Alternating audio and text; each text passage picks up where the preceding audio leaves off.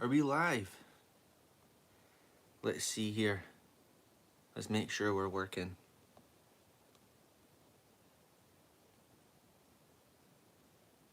Right, looks like we're good. I can see Star Wars Marvel Purist was in the chat earlier. If you're still around, good to see you, man. Thanks for promoting the stream like that for me. I can see Darth Pause, the infamous Darth Pause. He's looking forward to some more Mr. Glass, Rule of Tool. Good stuff. Looks like it's all moderators in the chat. That's awesome. I know we're safe. If you're tuning in, make sure you say hello in the chat so I know you're here before we get started. New York, Florida, man. Good to see you. Thanks for popping in. Are you from Florida or New York? What time is it where you are? It's 10 p.m. here right now. Darth Pause, you better bounce. It looks like Purist is bounced already. New York, 5 p.m. Awesome. So yeah, that makes sense. My relatives are about 6 hours. 5 hours behind where I am. We have Knights of Undercover saying hello there, Scran. Just got home from work. Good to hear it, man. I hope you're ready to relax and just talk some Star Wars. I had a pretty chill day at work today. They say it's Blue Monday today. Apparently it's the most depressing day of the year. But my day was alright. How was your day? How was all your days? I've got a few things lined up I want to talk about, so 7 out of 10 video on Dark Tide. Alright, I released my Dark Tide video yesterday. I ended up just listening to the audiobook version, not the abridged one like Star Wars Theory. And I can actually remember what happened in it. Oh, good to hear you're having a good time. Good day. Awesome. Brilliant. But yeah, I've got a few things I wanted to talk about, as always, before we get into the novel. But when I was preparing for the stream, right, I went on to Google and I just typed in Star Wars news. And the first thing that popped up was an article by Star Wars Newsnet. And they were talking about Natalie Portman basically coming back to be in Disney Star Wars. And there's a lot of people on X as well, like, talking about that, and it's fake news. Like, even in that article, they're like, oh, we got this wrong, we've corrected the story and stuff like that. So thankfully, Natalie Portman's not coming back to play Padme. Not that it would matter, because Disney Star Wars isn't real Star Wars, but it's whatever. It still hurts when you see them returning, you know, to their roles and not being treated respectfully. It's a bit of a bummer. What's any of your thoughts on that? Like, if she came back to play Padme? I mean, the character's dead, so what are they going to do? It's just going to be flashbacks. Natalie Portman's obviously older than when she portrayed Padme. Yeah, not good. Darth Pause thinks it would be peak. Darth Shill, that's what I'll call you from now on, Pause. Darth Shill. But yeah, that was the first thing I saw. And then the other thing that I decided to talk about, because it really, really annoyed me. Oh, there's Logan's Legacy.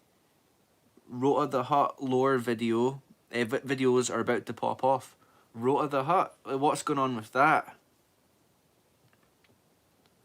Is that fake news as well? But basically, we're going to go into a little bit of OG Star Wars cringe factor here, right? I don't remember the name of the website, but they were saying that Reddit fans found... No, they said fans found a prequel plot hole including Anakin Skywalker. And what it really was is a bunch of Redditors talking about how basically in season 7 of the Clone Wars, which is a Disney product, fans Season 7 of Clone Wars is a Disney product, and it's obviously including like the chip and the clones, which was featured in Season 6, which is after George left, alright? That stuff was cancelled and altered before it was released. So it's basically about the finale of Clone Wars, how the clones get triggered, triggered, and then they attack Ahsoka Tano, who is not, like, she's not a Jedi anymore. She doesn't even wear Jedi robes, so it's not even like they could mistake her for one. But anyway, that's besides the point. They're trying to say that because the clones attacked Ahsoka, why didn't, in the prequels, Revenge of the Sith, why did the clones not attack Anakin, who was wearing Jedi robes? And it's really, really annoying. Right, let's see what you are saying about that first. Disney secretly put Padme in a bacta tank and she's gonna come back as a girl boss. I mean, you wouldn't put it, you wouldn't put it past them to do something like that. They don't care about George's movies, and neither does Dave Filoni. He would happily do that just to tell a good story. Knights of Undercover, TD Straight. You watched my most recent video? And Darth Pauses and Grizzy's. Awesome, man. I saw your last video as well. It was good. Padme could be a Jedi. Hey, why not? Everyone's a Jedi these days. Yes, Logan's Legacy. Thanks for pointing that out. So, putting this plot hole to the side for a minute, there's another plot hole in Season 7 of Clone Wars where it's that bit where Anakin's in that kind of he's in that little room talking to like a hologram of Padme. She's there with the pregnant belly, like, and he doesn't find out until the start of Revenge of the Sith, after the Battle of Coruscant. So like stuff like that, Filoni doesn't care, right? He doesn't care about continuity. He claims that George doesn't care about continuity, and that couldn't be further from the truth. And I've got a video that proves that. When George talked about continuity being for wimps, he was talking about how certain shots of like ships landing, how they look visually compared to when they're down and like the space around them. He's like, continuity, you can kind of twist things that way just so it visually looks good. He's not talking about story, you know? So anyway, there's that. And then, so, what was I talking about? Yeah, the clones attacking Anakin, right? I went straight to the novelization of Revenge of the Sith. And remember, this book was collaborated on by Matthew Stover with George Lucas. George Lucas spent time with Matthew Stover on this novel. And he even asked, like, can I add things from like EU? Can I change this? Can I change that? George says you can do whatever you want, just make it good and don't change the story. What's Logan saying? George ruined the continuity when he had Padme die in childbirth. Aye, sure, Logan. You're a wee chancer, man. I mean, and that's the thing, you can admit it. When Leia says, Luke doesn't remember his mother, but Leia has like a feeling, you know, she remembers a little bit of her like smiling and stuff. That is a continuity error. In George's movies, you can say that, but then, you know, you can kind of explain it away, but it's whatever. This novel, I opened it up, right, and it was The Will of the Force. I opened it up on page, I just opened it up, page 345, right? 345.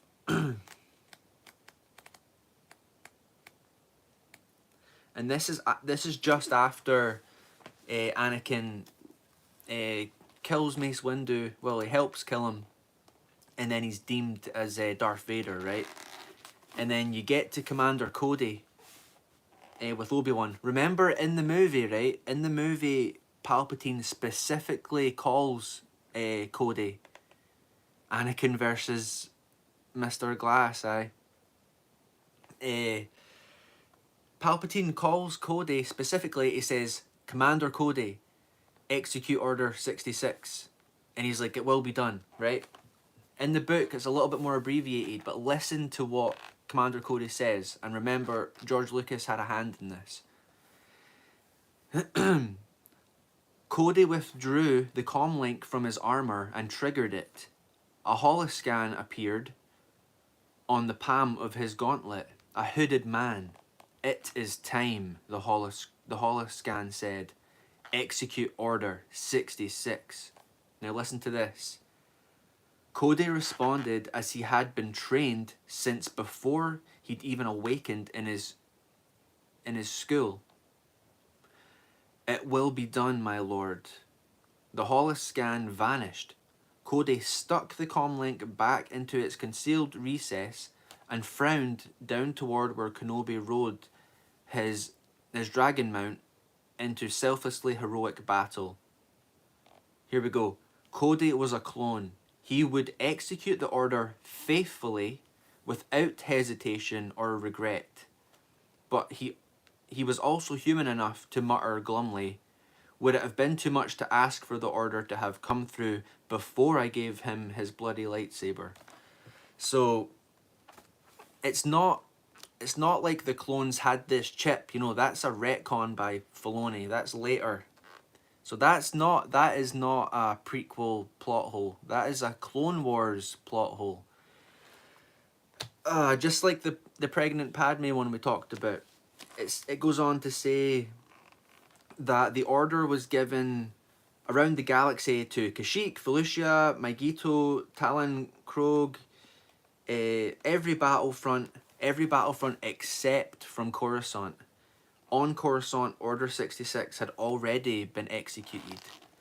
So, and then the other thing they're saying is basically... Wait, what are you saying? Inhibitor chips are not... they're not George's vision. And this is proof of it. And there's actually quotes out there from George saying that that wasn't the case. Remember, these books, they go through George. He signs off. There's other novels where it says the clones didn't have an issue just following orders. They were trained for this. This is why the clones are around. The Clone Wars were a facade. They were a facade. It's all leading to disperse the Jedi, to cloud the dark side of the Force, not to cloud it, to cloud the Force so they can't sense it, you know?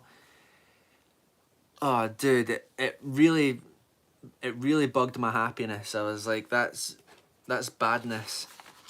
And then, so basically, I guess the other thing is, how do the clones know not to kill Anakin? Well, it was the 501st Legion, and they were assigned to Anakin. They were secretly commissioned by Palpatine for Operation Nightfall, which was when he went to the Jedi Temple. So, you know, took me 2 seconds to open a book, do a little bit of research.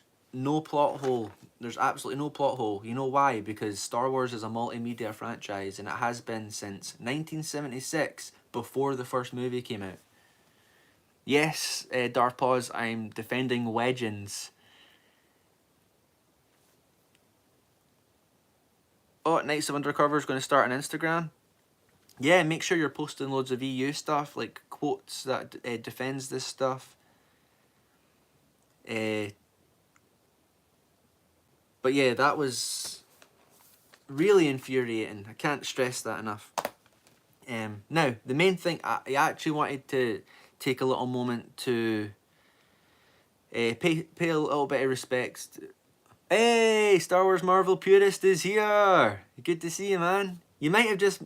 Have you just turned up? We just debunked the whole plot hole in the prequels thing I was telling you about. It's in here, purists. It's in here. You know it. Dude, infuriating. Like, Clone Wars makes a plot hole. The prequels get, like, harped on for it. Yeah. But anyway, I wanted to take a moment just to pay respects to David Lynch. Some of you might know who he is. He's an amazing director and filmmaker. Films like Eraserhead, Lost Highway, Blue Velvet, and one of my favourite TV shows, Twin Peaks, which went on to influence like the X-Files and stuff like that. Which also features one of my favourite protagonists, one of my favourite fictional characters apart from Luke Skywalker, which is Agent Cooper from Twin Peaks. And he's also the reason I drink black coffee to this day. So rest in peace, David Lynch. Really great creative mind there. And a little bit of trivia for Star Wars fans, I suppose you are since you're here. David Lynch was actually approached by George Lucas to direct the Return of the Jedi.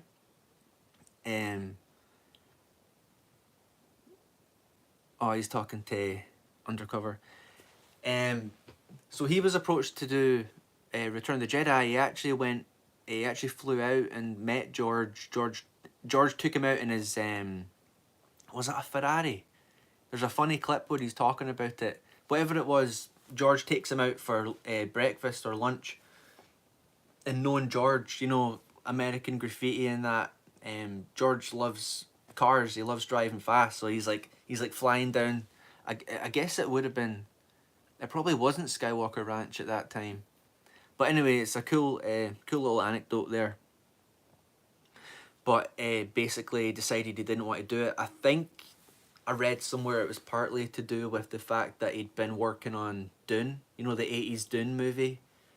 And he had like a lot of studio interference and stuff like that. That movie is not what he envisioned, and he's really displeased with it, basically.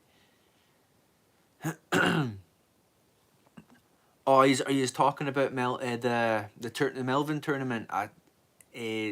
Dude, Purist's video exposing Star Wars theory is like fantastic. I know you were worried about it being too long or like not including enough. Like, dude, you didn't even have to speak during it. Like, he exposed himself, dude. He exposed himself.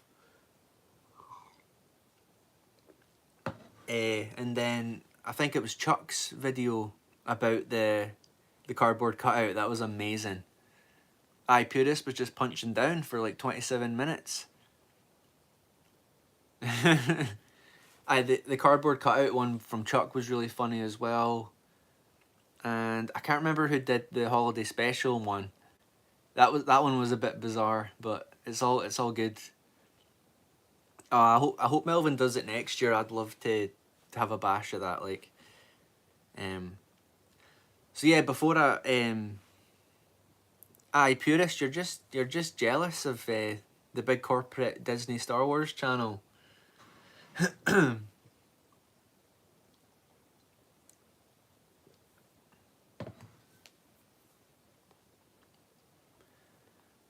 But before I found that article on the prequel plot hole, the idea was just to talk a little bit about what I'd seen during, it was near the start of the week actually, and the United Spacers Alliance already covered this, but basically, I mean, I shared the clip with them. It was Star Wars Theory saying that Skeleton Crew is something that George would have approved of. Theory knows people, he has friends who know George, and yeah, he would approve of this. Absolute nonsense.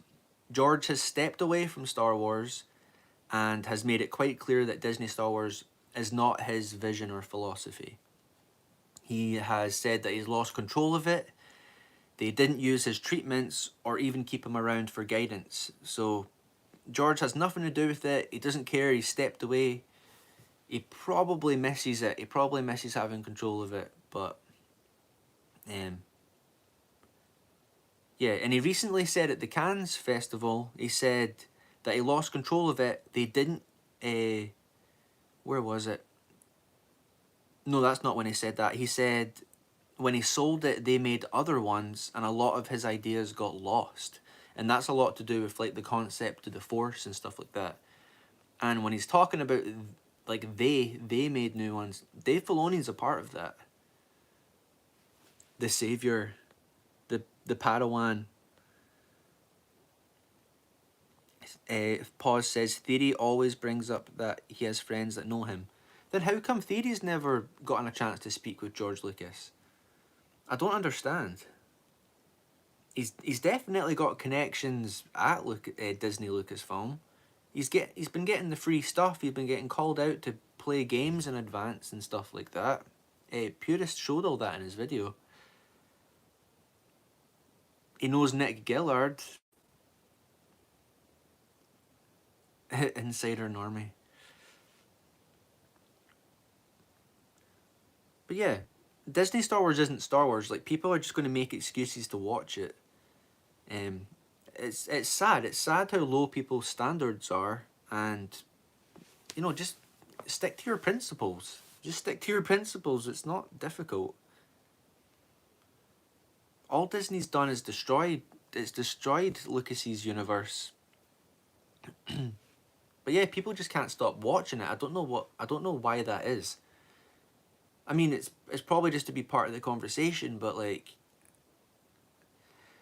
I'm gonna sound like a Disney shill here. If you're just gonna watch it to like trash it, just don't watch it. Like, just ignore it. It's irrelevant. It's not real Star Wars. It's disgusting. And they'll come up with they'll just come up with excuses to spread hope to their audience. They'll say it's a kids show, don't think about it too much, you know, the next one might be good, it's not as bad as the last one. You can, that last point, you can keep saying that again and again and again. You know, it's just going to get worse and worse. Your standards will lower, you'll get desensitized to it, and that's where you're getting things like these rating systems that Purist is going to talk about later, I'm sure, on his stream. And it's like, you're not rating things based on like the good stuff. You're rating it based on what came before, which is awful. Let's see what you're saying in the chat. George doesn't talk with fake fans. Nick the Normie Gillard. I mean, what I've seen of Nick Gillard, obviously he's done amazing work on the prequels. He seems like a nice guy. He is relatively like a casual fan. You know, I'm pretty sure he said on Theory's video that like he rarely even watches those movies. He remembers some of his like choreography and stuff. He can remember like making that stuff. Pause says, Coach watches it because of my kids. His kids want to watch, what is it, mermaid shows? Something silly like that. Just tell them, no, you're no watching Disney Plus. It's no happening. His kids are probably older than Pause. Oh, there's Vex. The Mr. Glass initiator. Good to see you, Vex.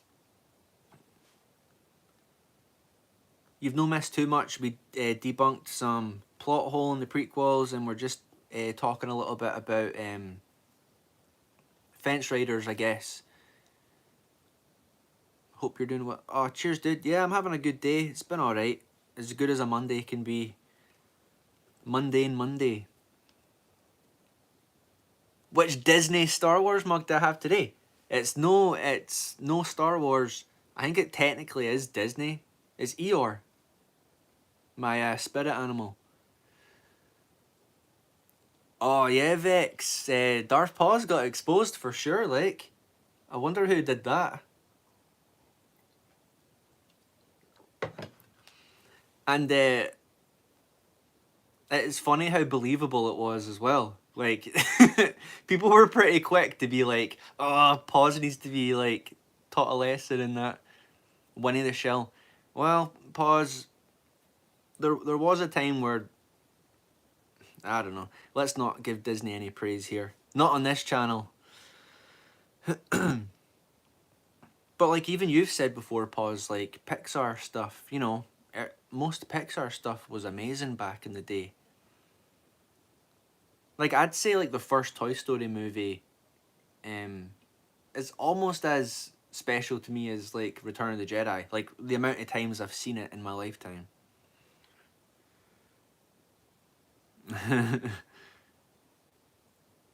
Oh, you're a nah. Paz told me his favorite movie is Wall-E. Wall-E's a Disney movie now.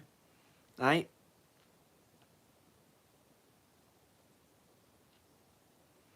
Nights of Undercover. I would post Instagram reels of Melvin spitting facts.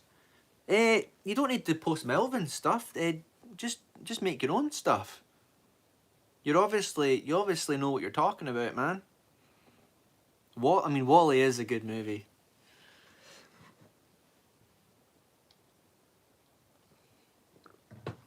Can't deny that. You Disney shill.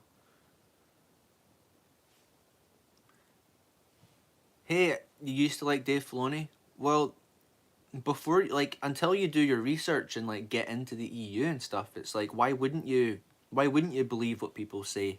Like he was working for George, apparently doing what George wanted, you know? Easy mistake to make. Vex says there were definitely some good Disney movies back in the day. It's the same for most. It's the same for most things. Things are just not what they used to be. There's something infesting them and altering them and poisoning them. And you were into the EU while liking Filoni. At least you're honest, Pause. Like, to be fair, it's still part of the Star Wars canon. It just doesn't fit. Scran doesn't know what I'm talking about, so I guess you weren't exposed yet. Oh no, I saw the video. I just can't mind who it was that exposed them.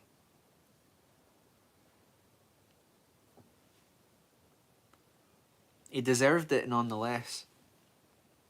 Right, let's see, where do we get to? But yeah, they're basically they're given all these excuses in order to watch this stuff. They want to act like they care about Star Wars and George. They're gonna say that like, oh, Disney have done this, they've done that. They're not respecting George. But I'm really looking forward to this next project. It could be good. It might not alter lore that they've not read or even considered to be canon. uh, and it's just, at the end of the day, it's not going to be good. We know it's not going to be good because everything they make is awful. And even if it is entertaining or well made, it's part of Disney continuity. It's not part of real Star Wars. So, like I said, why just watch things to trash it? Like, it's a waste of your time at the end of the day. It's a waste of your time. Spend your time indulging in things that you enjoy. That, like the good stuff. It's, oh, dude, it's pathetic. And a lot of these like big corporate channels, they rely on Disney making new Star Wars stuff because it's their livelihood. Like, it's now they've made it their livelihood to talk about this stuff, and that's why channels like Star Wars Theory, nobody's interested in his lore videos because he's not writing them. He doesn't know the lore. He's wasting all his time on Disney. Pause says Ahsoka made me bounce officially. Oh, the live action Ahsoka show. Okay. Lore doesn't get views, but let me make 10 news videos. Exactly. Ahsoka made you bounce. So that was just before Acolyte. Yeah, I'd say I was already anti Filoni and Clone Wars by Ahsoka, but Ahsoka was the last show that I actually watched. Crapping on Disney is fun, but I enjoy reading EU more. Yeah, exactly. Oh yeah, I'm not telling you guys like you shouldn't be trashing this stuff. Like, by all means, I condone like criticizing it. It's just, yeah, I'm all for criticism and pointing out what they're doing, but like it's more the people that make excuses for it. and they just want to justify watching it, and they want you to watch it too, so that you follow their channel, and you know, oh, people want to hear what I have to say about it. If Oh my goodness, your their fans are casual fans, like they don't understand what Disney are doing to it. If you're some sort of lore master and authority of Star Wars, you should be telling them. You should be like, no, like this is what they're doing. Like this is horrible. And the channels that are doing that are being hailed as like toxic and jealous.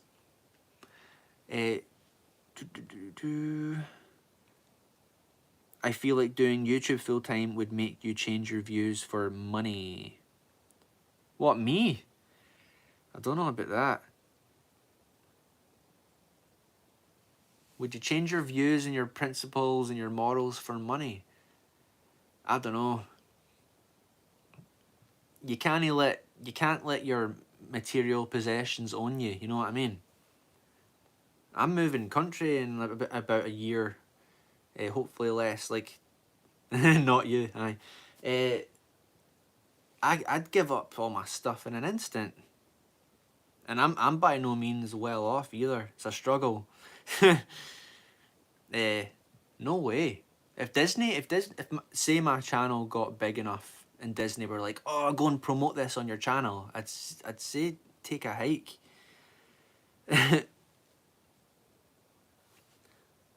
Look at the grifty channels, they all change their views. It's true, it's true.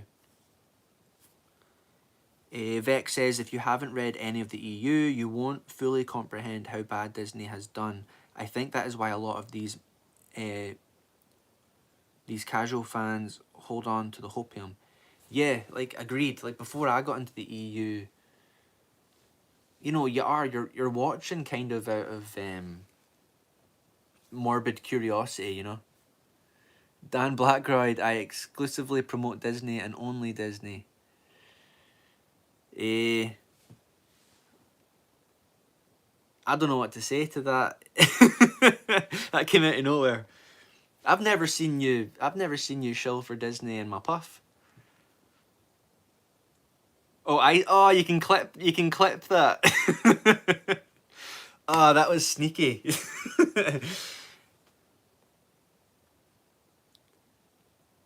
Aye, I mean, obviously, like, live action stuff's cool, but it's not the be all end all.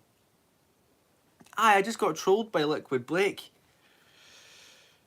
Do you like my Disney mug? Do you like my Disney mug, Dan Blackroyd? It's Blue Monday today, so I've got the depressed Eeyore on the go.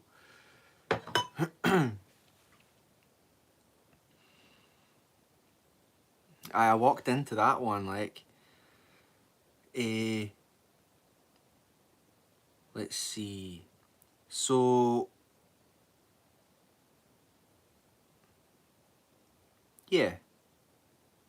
Aye, if you like it, that's fine. Just stop proclaiming that you're some sort of George Lucas loyalist and you just love original Star Wars, because when you go out and you praise the new stuff, that's telling me that you don't care about it, and that's fine. It's do you, you know.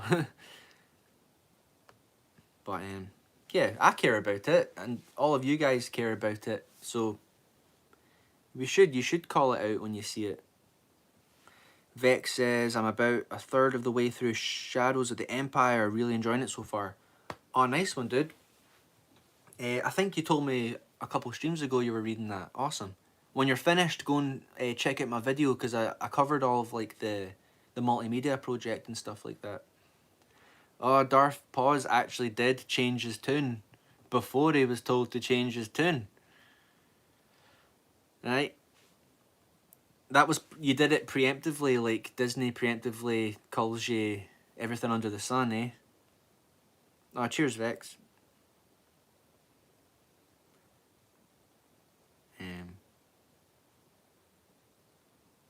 Right, let's see.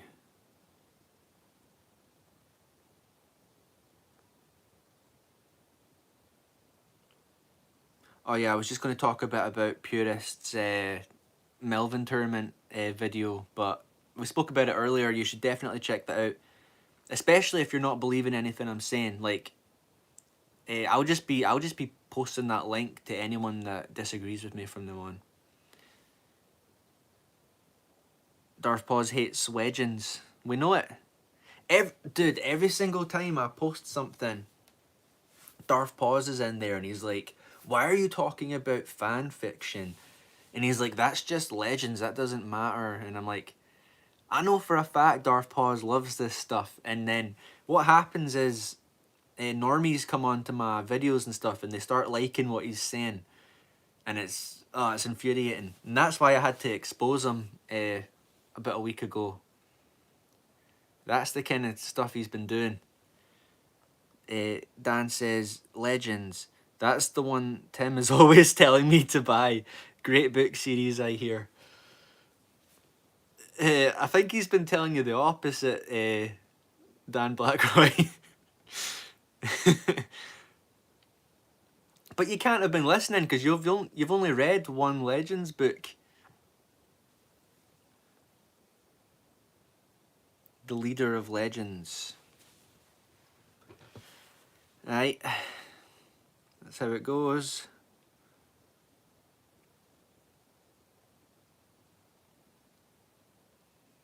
Let's see.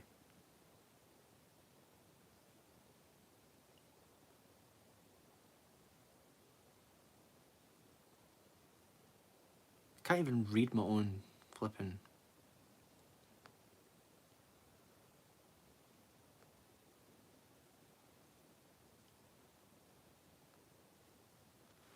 But yeah, theories out there calling Disney everything under the sun. He's the one that's being disrespectful to George and not honouring his work. He actually makes a living. He makes a living off of George's work, and now he's making a living reviewing Disney stuff, which is destroying George's work. I wouldn't call that honouring him. Hey, there's a little porg. Howdy. Dan Blackroyd is a fake fan.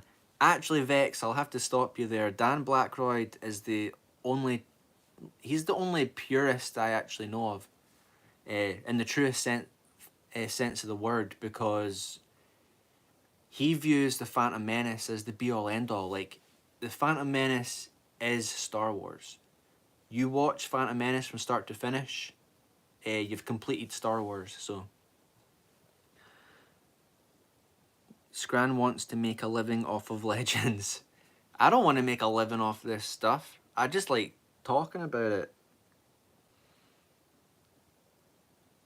No one can even understand what I'm saying anyway. But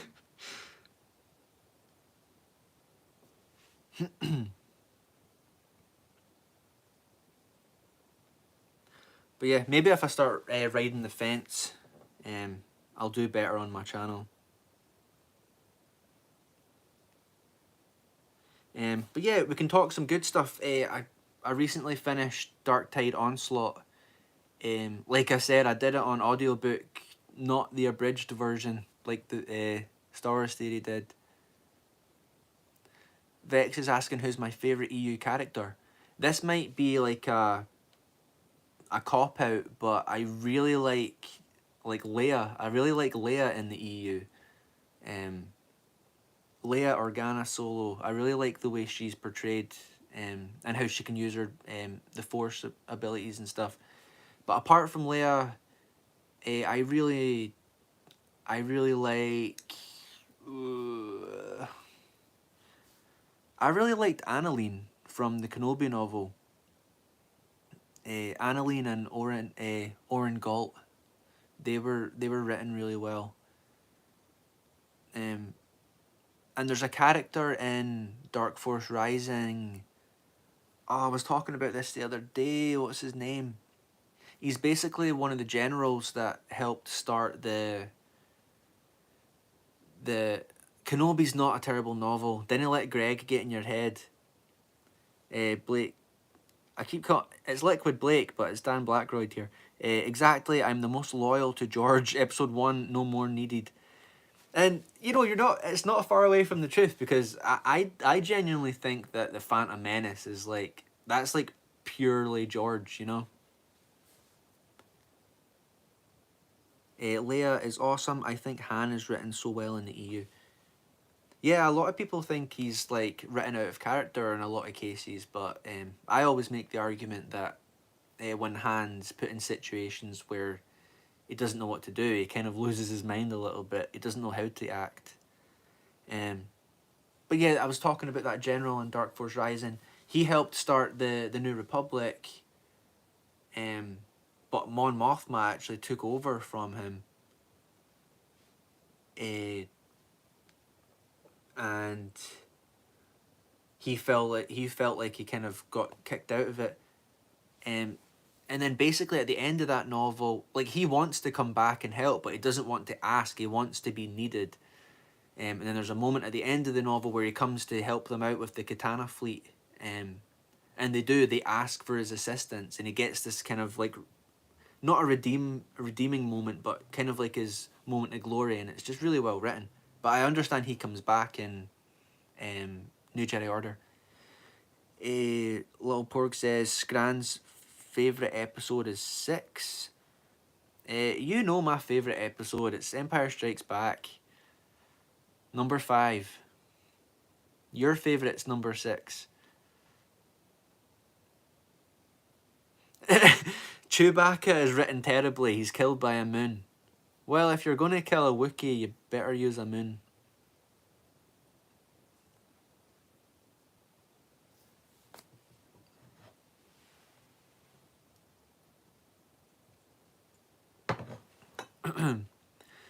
So yeah, I released my video about the Dark Tide Onslaught.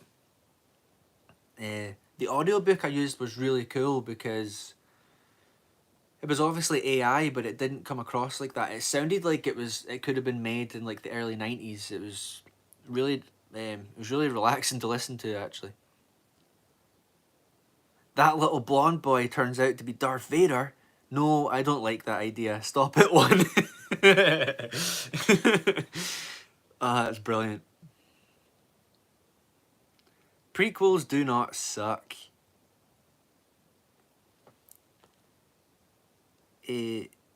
Scran listened to the abridged audiobook.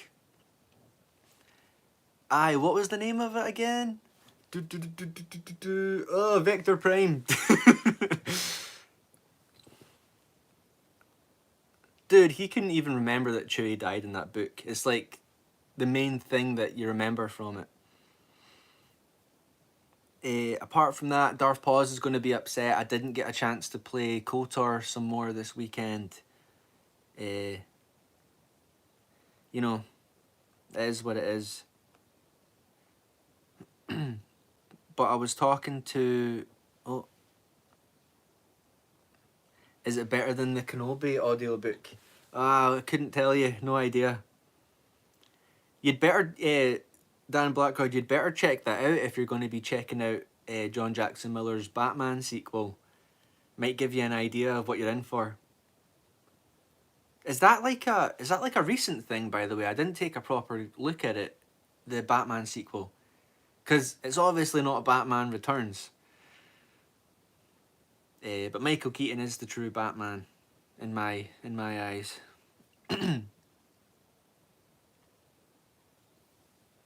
A good lullaby, is it? Dude, the Kenobi novel's good. I don't know why it gets... It's kind of like 50-50. People either really like it or they hate it. I think it said it was released late last year. Alright, okay. It's cool that it says that like it's the Tim Burton sequel. Might need to look into that a little bit. It's cool to imagine a world where like Batman Returns doesn't exist and then this other one might be the sequel. I know that Tim Burton was meant to... This is a Star Wars channel, but I love Tim Burton Batman. He was supposed to get a third one. I'm sure he's down as like producer for Batman Forever. I don't know. And there's theories of like a Batman Forever like director's cut that was never released, but it exists and it's like 3 hours long and it's amazing.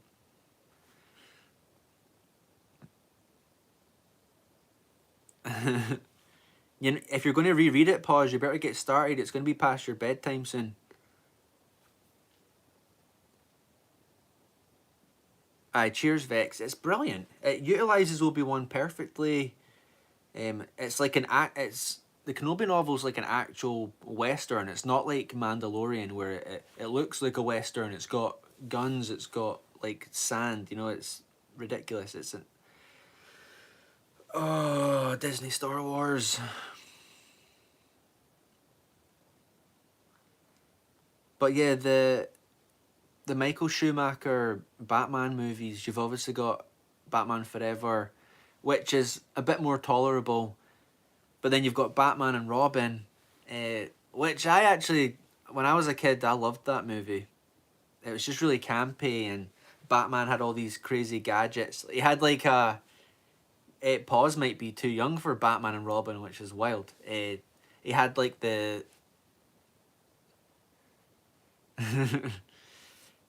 did I say? Did I say Schumacher? The director's name is Schumacher, right?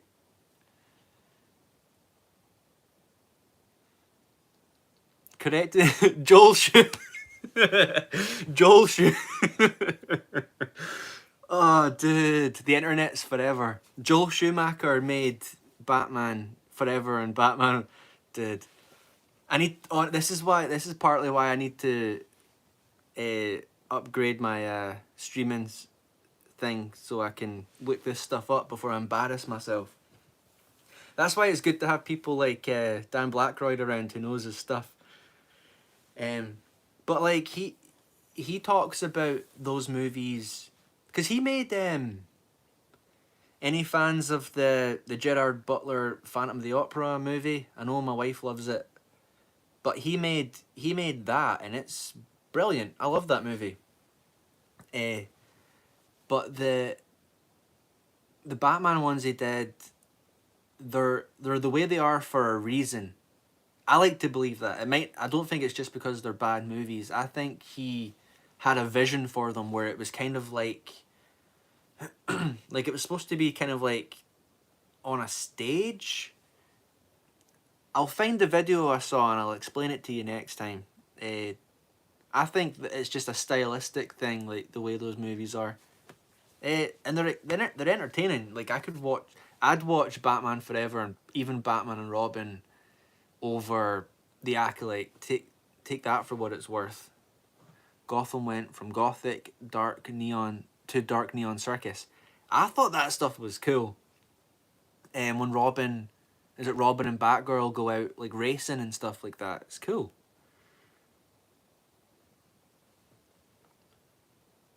We all saw that Grogu last stream scran.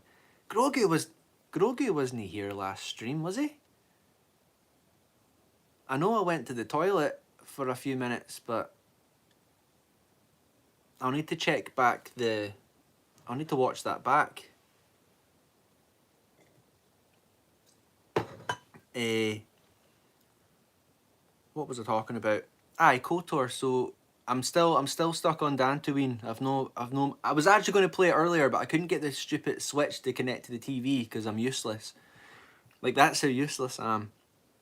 But I was talking to Steve Kenobi and he was giving me a bit of help with, like, basically I was telling him like I've been thinking about the game all wrong. It's obviously not like a you don't just run around waving your lightsaber about. It's a bit more strategic. You've got to be like stealthy and you really have to pay attention to what's going on. What did you use?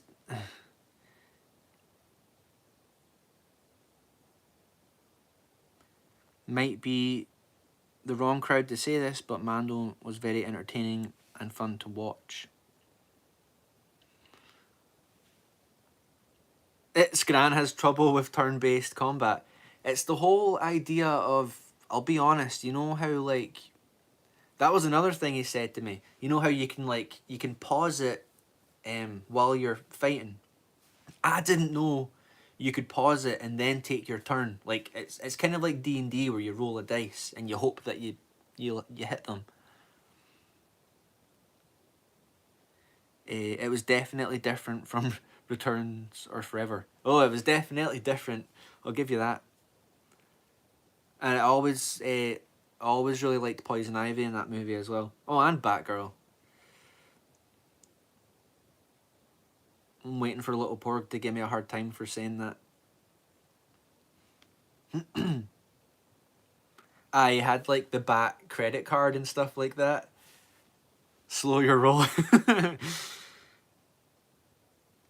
The thing I didn't like was at the, like, out of the whole movie, the thing at the end. Yeah, aye, that's Batman and Robin. The thing I didn't like was like at the end.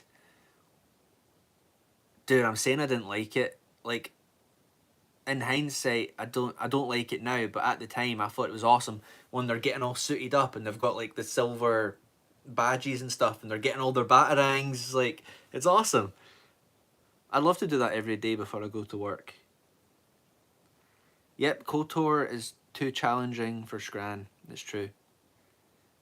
Well, pause. At least I'm not going to tell you that like I've completed it and Malik's my favorite character and Revan should be a girl. It wouldn't change his character.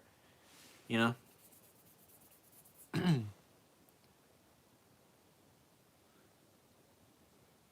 But aye,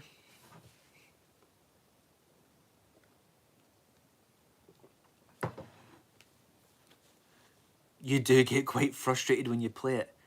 No, she says crap like that, and then I can hear her giggling in the next room. Uh, Dan Blackroyd says, as a kid, I thought Arnold getting announced for a Batman movie was an instant guarantee best movie ever. He's just got all the one-liners, doesn't he? He's like, my mind's going blank now. Everything Mr. Freeze says in that movie is just like a stupid joke. Which maybe, hey, Dan Blackroyd, maybe that's where you get it from. All your one-liners and jokes. Mr. Freeze just had an impact on you.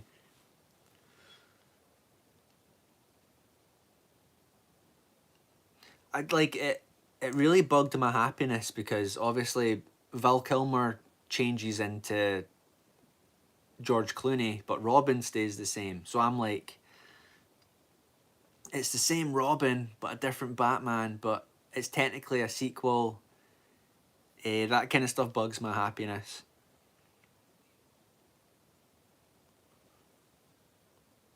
What killed the dinosaurs? The Ice Age. That's the one. Aye. Cheers, Tony. Yeah, you've got my back, man.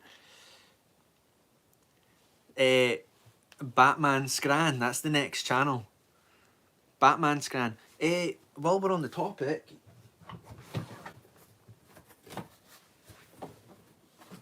Dan Blackroyd might appreciate these. In my younger days, Bat Scran. It's like Batfinker. Aye. In my younger days, I did used to read.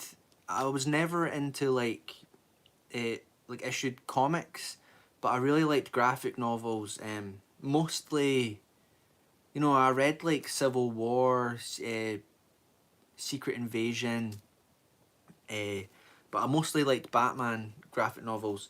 There's obviously everyone knows this one. This is the one that Tim Burton's movie was inspired by. Oh, so it says. It says he. I know for a fact this is the only Batman book Tim Burton ever read. So,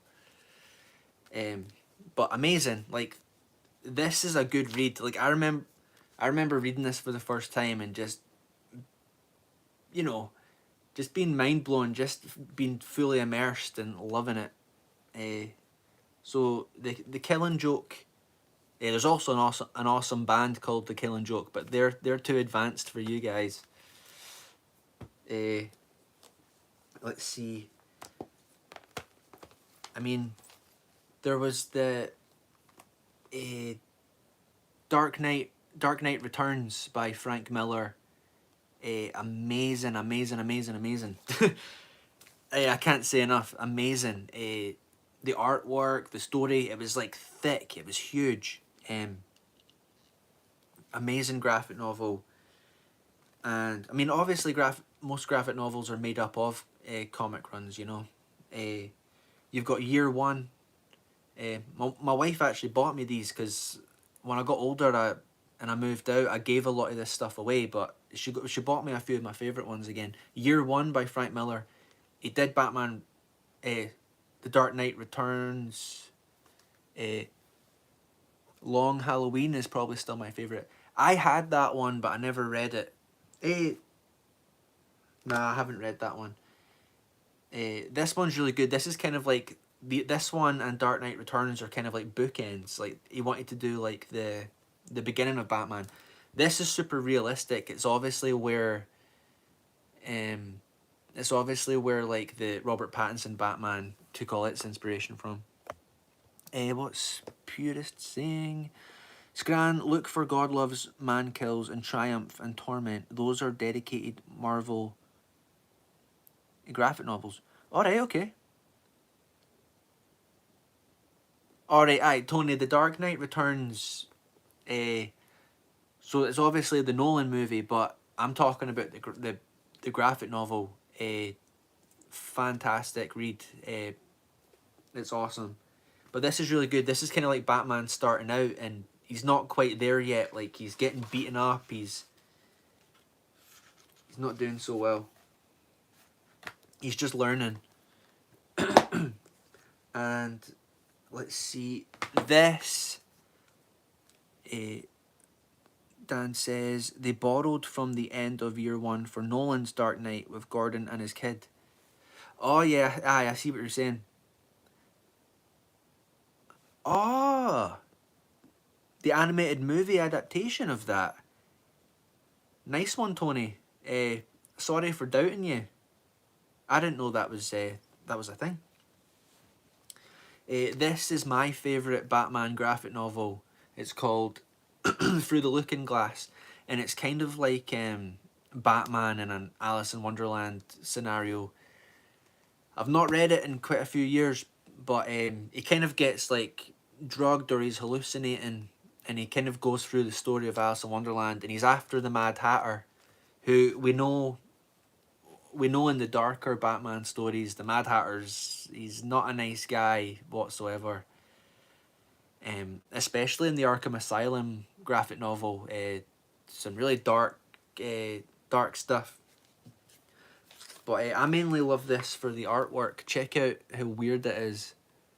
Batman's got these big like pointy horns, and like he's never the same in every panel.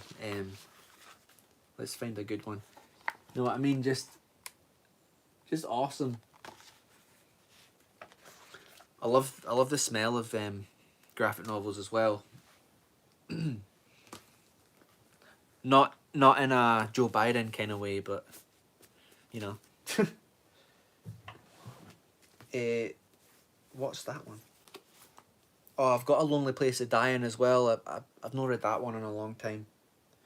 Pretty sure that's like a 2 or 3 parter. That's where is that where Dick Grayson dies? I think it's Dick Grayson Robin dies in that one.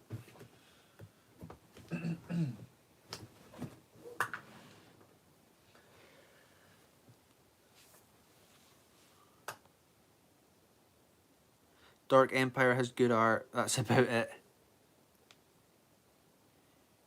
Little Porg. Yes, Through the Looking Glass. That's the one we were reading.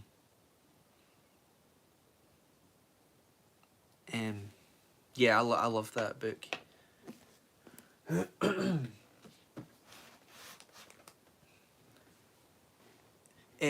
Vex was talking about. I just saw it there. If you've not got that, Vex, make sure you get a hold of the Secrets of Shadows of the Empire. That's like the full. You won't even need my video. Just get this book. It has everything in it.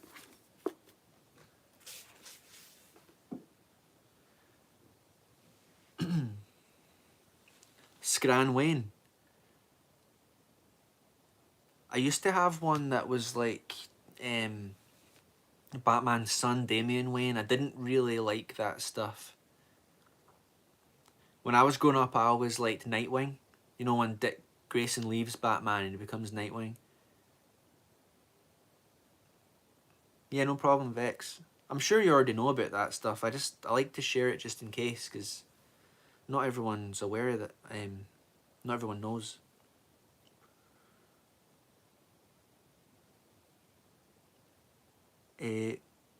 I whom the gods would destroy, if you like Thor. Yeah, Thor's cool. Right. Like for Marvel stuff, I tend to go to Purist's channel. Obviously he's inspired me to like read the novels on stream, but he always does the comics, and I really enjoy listening to those. Like I probably couldn't sit here and tell you a lot of Marvel lore, but if it came up, I'd be like, oh yeah, that's like blah blah blah. Yeah, I like Smallville. It's a bit like I like the early seasons where he's in school, and then I like when Lois Lane comes into it, obviously, and then it's a bit kind of meh, and then he goes to work for the Daily Bugle, and then there's that season where Sam Witwer's in it for the full season. He's Doomsday, and that got a bit old. And then you're watching season 10 just so you can see him in the suit at the end. Daily Planet, thank you, Dan Blackrod. The Daily Bugle, fake comic fan here.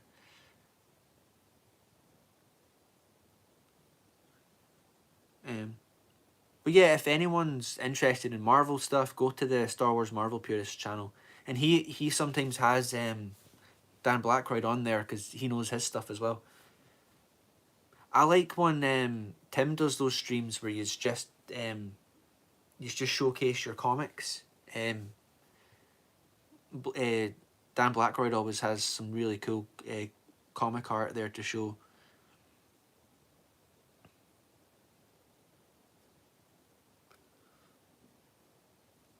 Yeah, I knew he was going to be on soon. That's awesome. Darth Paws is meant to be on there too, but he's a fake fan, so he's taking his time, isn't he? Does Superman work with J. Jonah Jameson? Aye. In my head canon, aye, he does. Oh,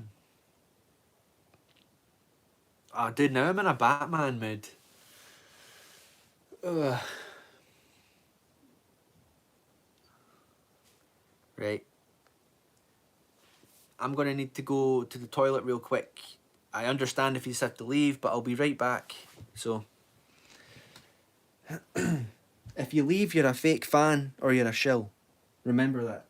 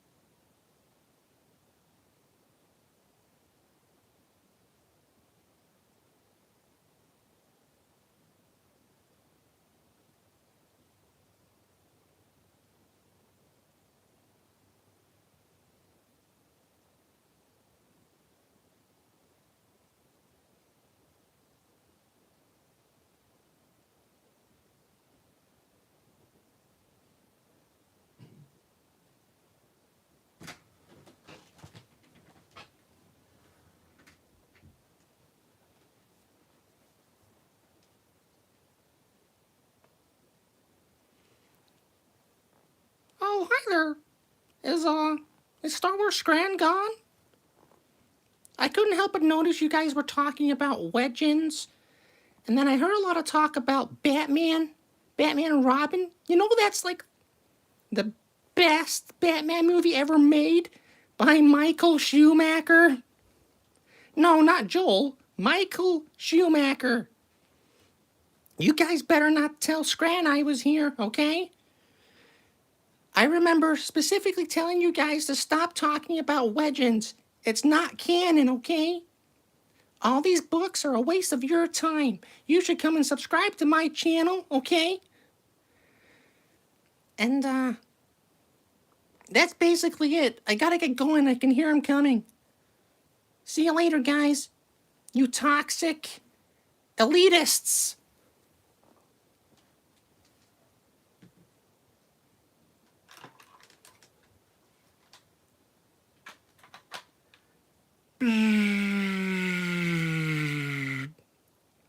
Oh, I hate it when he does that.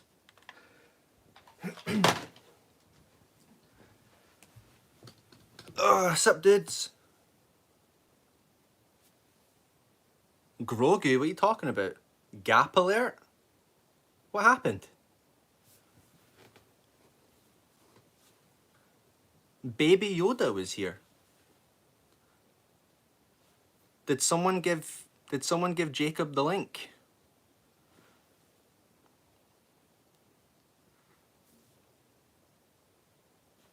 Alright, let's see what you were talking about. Someone was saying that earlier as well. Someone said that Grogu was here last time. Oh, who knows?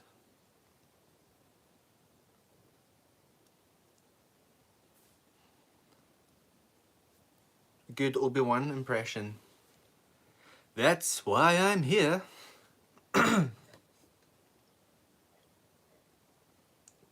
The annoying thing about Obi-Wan impressions is that he's played by a Scottish dude. So I probably could do a good Obi-Wan if he spoke in his normal accent, but needs must. Right, Pause says, Scran, why do you like Legends so much? Well, Pause, we're about to get into some Legends, and maybe I can come up with a reason before I do. I like Legends, or should I say Star Wars canon, because I love the attention to detail and I love the continuity. I love the well-maintained continuity. I love being able to read a book that references something that maybe I haven't read yet. So then later down the line, I can read it and be like, oh, that's what they were talking about. Or I can look it up and I can find where it's from. And I can do a bit of research and I can find it, and it's awesome. Everything ties together. It's satisfying. It helps my OCD brain, and it's good fun. And another thing, it ties in with the movies really well. The name Legends itself craps on the EU. Yeah. Dan Blackroyd just makes up the canon as he goes. Yeah, the Star Wars canon, it starts on the Trade Federation ship and it ends when Boss Nass hands over the big blue ball. That's Star Wars canon.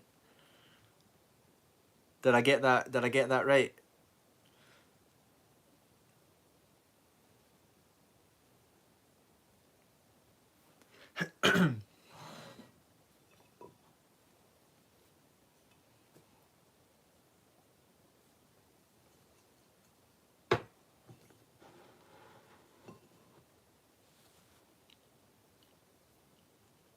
Only a fake fan would say otherwise. Right, dudes, so we covered the fake news from Star Wars Newsnet. We debunked that with the novelization of Revenge of the Sith.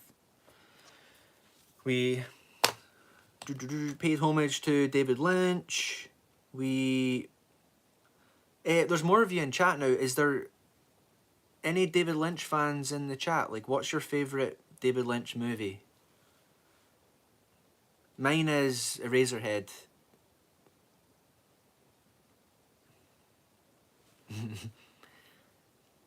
Dan says, correct. In my head canon, that glowing ball is the souls of all the destroyed droids materialized into energy for the Jedi to feed off and continue their galactic dominance forever.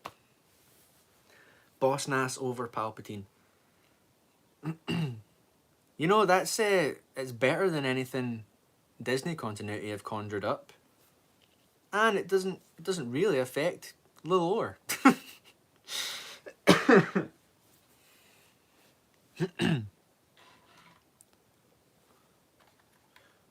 What is it?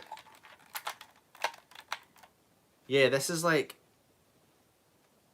I've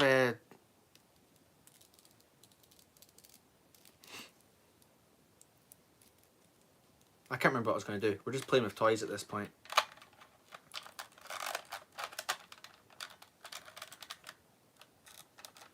That's how you can tell a real fan from a fake fan when they've got the Q-tip lightsaber.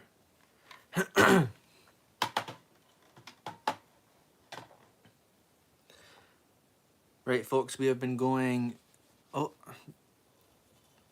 I watched Twin Peaks as a kid. I had no idea what was going on besides she was wrapped in plastic.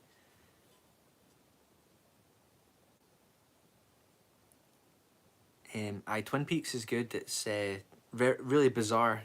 He's a really surrealist kind of movie maker.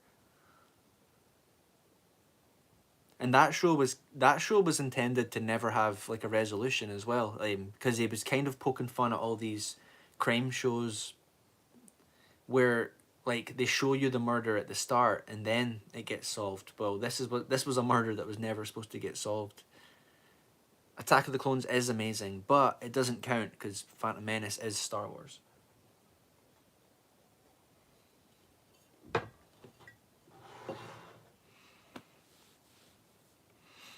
Right, folks, we have been going 72 minutes, and I want to at least get another chat. I was actually going to talk less and read more of this stream, but yous are a good laugh, so.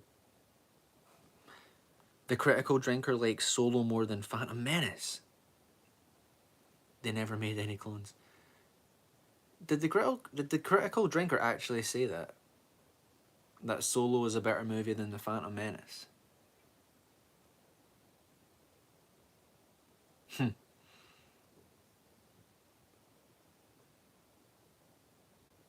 That's wild.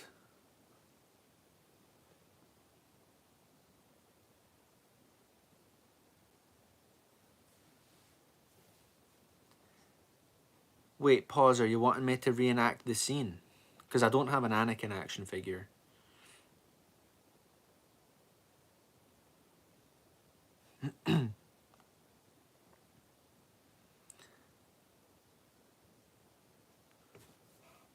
Oh, purist. You're talking about going longer than you meant to. Aye.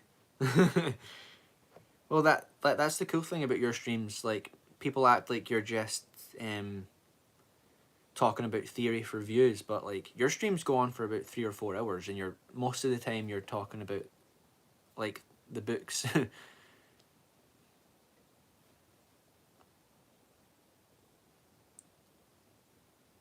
Coach can't talk longer because he has a bedtime. That was what Nick said, right? I saw him in your chat. He was like, oh, better plug this in. He was like, Coach had to leave because he has to go to his bed for whatever reason, blah blah blah. I could literally do a 24-hour stream if needed. Oh yeah, I can understand that. It's good fun. It's tiring though. Actually, 24 hours might be a bit much for me.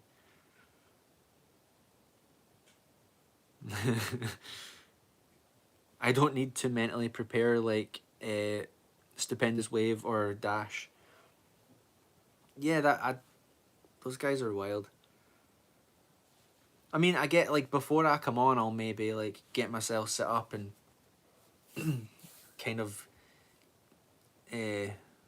try and get all the anxieties out of my mind, but at the end of the day, you guys are cool. You just want to talk rubbish for a while, so. And no one's forcing you to do it either. You know what I mean? Purist does a breathing ritual before his streams, kind of like a Jedi Force trance. That'll do the trick.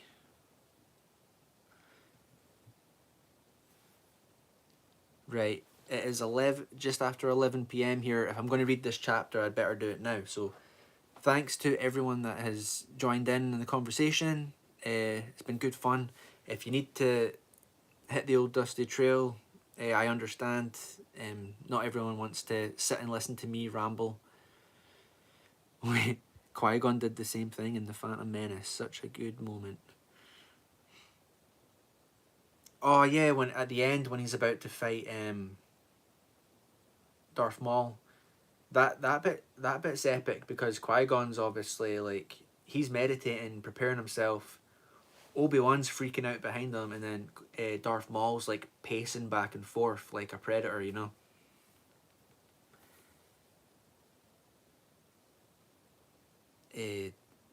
Brilliant movie. Brilliant. Star Wars is brilliant, and Star Wars consists of one movie, and that's The Phantom Menace. Cool. So, if you need to shoot off, I understand. If you want to... Oh, see you later, little porg. Have a good night. And if you want to follow along, grab your book, and you're more than welcome to do that. There's 11 pages in this chapter. It's called Civilians. Is that what it... Yeah, chapter 6, Civilians.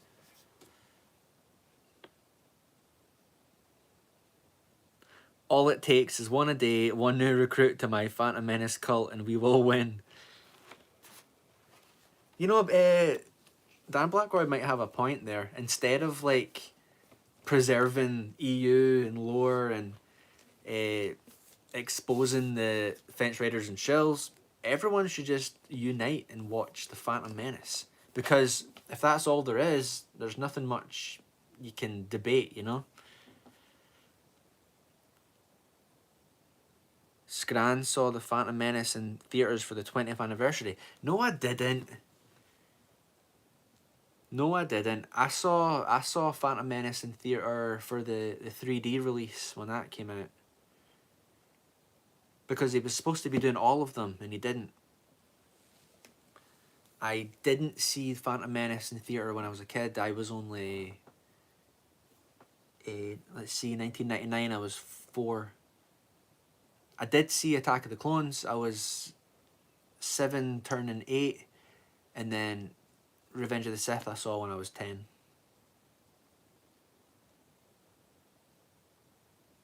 Han never shot first. He never shot at all. That's the truth. Like, believe it or not, I grew up on the non-special editions, you know?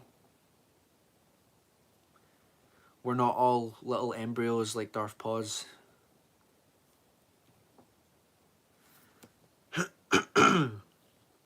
Right. Cool. Right, let's get through chapter 6. And then we can get on out of here. I'm trying to remember what happened. Oh, hello, Obsidian Kite. Good to see you. You're coming in a bit late, but you've made it just on time for the read-through, which is awesome. Shatterpoint time. I honestly appreciate those that like stick around for the full thing. That's awesome. I'm trying to remember what happened last chapter. I believe there's like some sort of virus going around the squad that he's with. Pause, don't lie. If you don't stick around, like, you always come back at the end just to say your piece.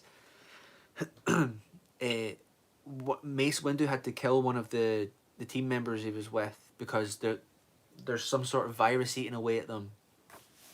And a couple more of them have contracted that, and so they're trying to get to this place where this guy can heal them, but they're still on their way to Depa Beliba, so Mace can meet up with her. Captain Keeley, good to see you. I would like to start the stream around this time, but it's just a bit late for me. Like by the time I'm done, it's a bit rubbish. Hope you're doing good, Keeley.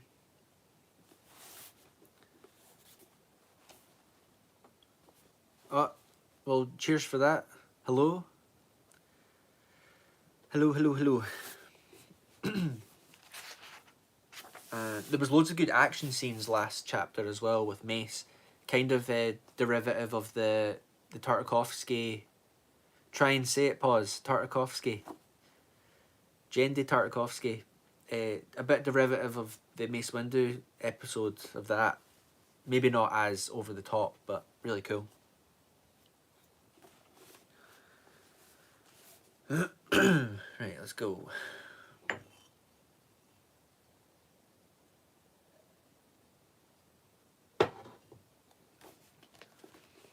From the private journals of Mace Windu. In his bunker, the air is closer to cool than any I've felt since the interrogation room in the Ministry of Justice. The bunker is set into the igneous stone of the hillside. Mostly just a durasteel door across the mouth of a bubble, some pocket of gas or softer stone once left in the granite here. Though it overlooks the remnants of the outpost compound below, it was clearly never meant to be a combat position. No gun ports. From the way it's excavated, I believe it was more along the lines of a panic room, a safe place to hold up in the event of an attack, a safe place to wait for help from the militia. If so, it didn't work. The night air gently curls around the twisted shards that are all that's left of the door. Its whispering passage darkly echoes the violence that still hums in the force around me. I dare not meditate. The dark is too deep here. It was a tidal pool, a black hole that I've taken up too tight an orbit around, and it's tearing me in half. Gravity draws the near half of me in toward an event horizon that I am afraid to even glimpse. Behind me, lost in the night shadows against the stone, Besh and Chalk lie motionless, nearly as cool as the rock they lie on. What did that say? In full thanatizen suspension, only with the force can I tell that they still live. Their hearts beat less than once per minute, and an hour spans no more than 10 or 12 shallow breaths. The fever wasp larvae in their bodies are similarly suspended. Besh and Chalk might survive a week or more like this, provided nothing eats them in the meantime. Making sure they're safe is my job. Right now, it's my only job. And so I sit among the wreckage of this doorway and stare out into the infinite night. The thunderbolt rests on its bipod in the doorway, muzzle canted towards the sky. Chalk maintains her beloved weapon well. She insists on field stripping it one last time before she would let me inject her. I have test fired it at intervals, and it's still working fine, though I am trying to learn to feel the action of the metal-eating fungi in the force. The way the Karunai do, I prefer to depend on practical experiment. There is little for me to do right now. I pass the time by recording this, and by thinking about my argument with Nick. Back on the trail, Nick said that civilians are a myth. He meant, I found, that there are no civilians out here. That to be in the jungle is to be in the war. The Balawi government promulgates a myth of innocent jungle prospectors being massacred by savage Karun partisans. This, Nick says, is only propaganda. Now, here in the ruins of this Balawi outpost, I find the thought oddly comforting. But earlier this evening, I rejected the idea instinctively. It seemed to me nothing more than rationalization, an excuse, a sop to consciousness haunted by atrocities. On the hike along the stream-crawler track that led us here, Nick and I went back and forth about it quite a bit. According to Nick, Civilians stay in the cities. The only real civilians on Harun Kal are the waiters and the janitors, the storekeepers and the taxi cart pullers. He said there's a reason why jungle prospectors carry such heavy weapons, and that reason has more to do with act dogs than with vine cats. Balawi do not go into the jungle unless they're ready, willing, and able to kill Karunai. Nobody on either side waits for the other to attack. In the jungle, if you don't strike first, you're nothing but prey.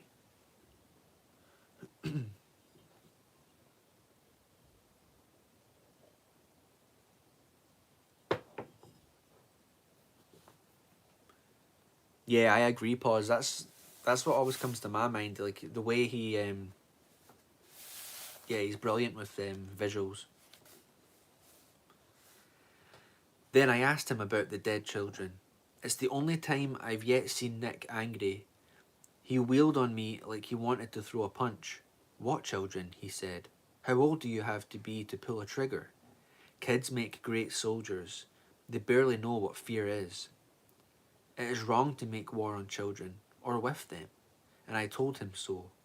No matter what, they're not old enough to understand the consequences of their actions. He replied in staggeringly obscene terms that I should tell that to the Balawi. What about our children? He shook with barely restrained fury.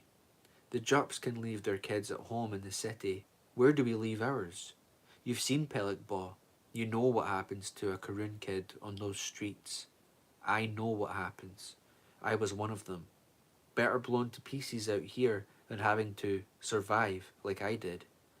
So then, out here, how do you tell the gunners in those ships that the Karunai they're happily blowing arms and legs off of are only kids?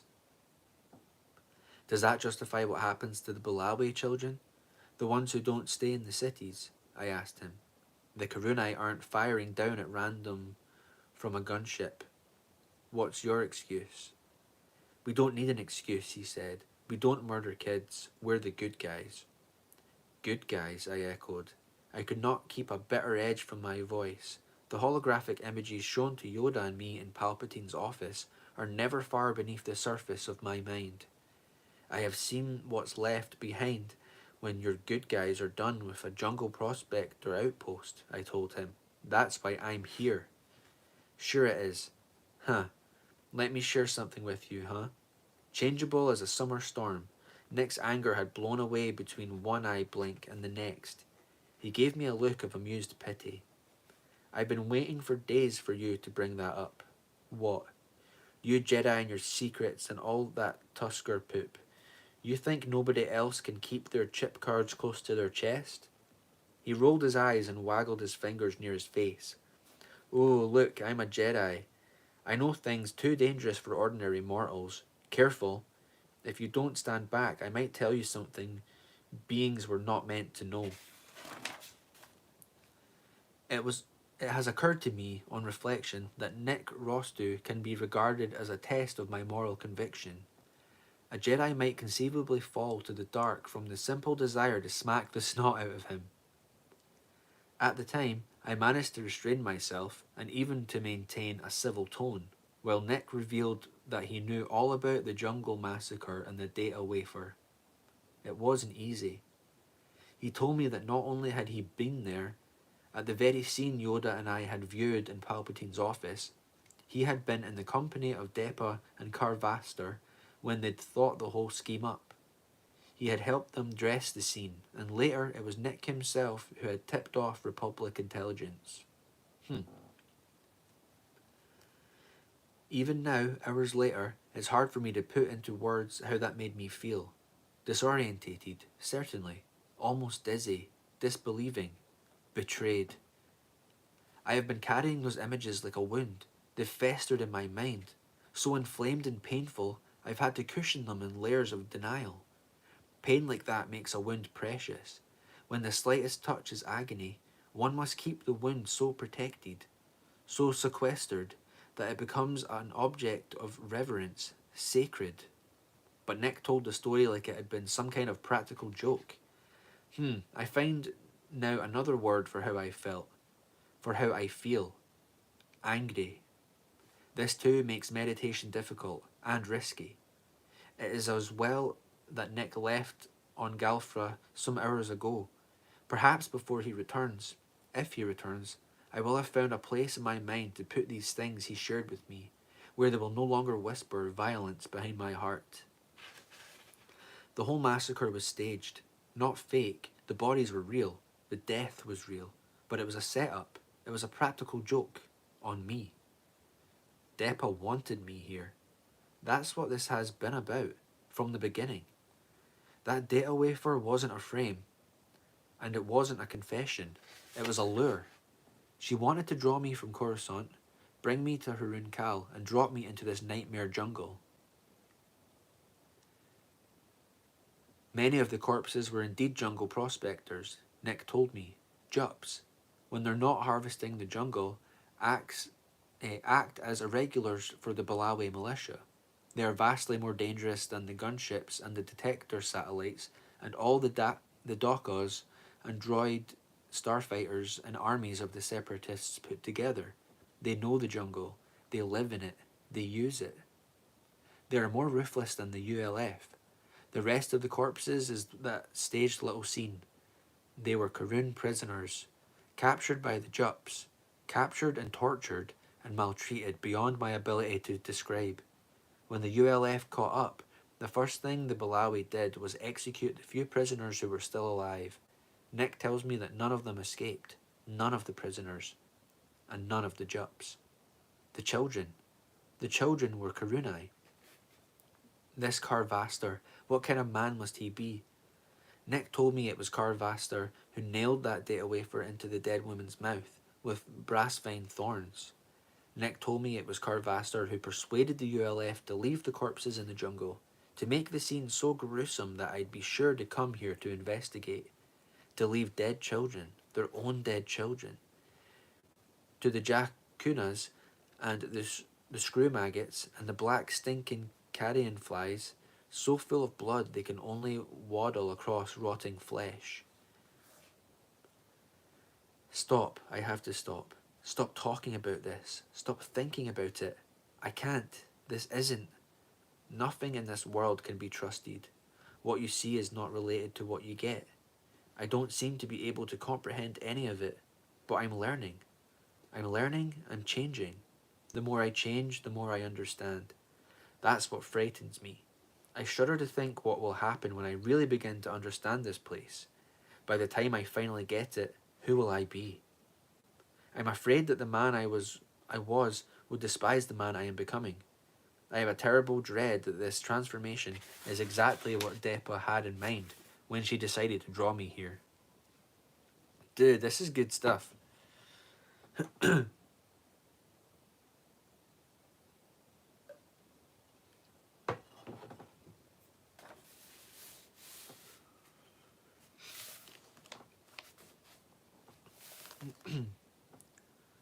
She said there was nothing more dangerous than a Jedi who'd finally gone sane.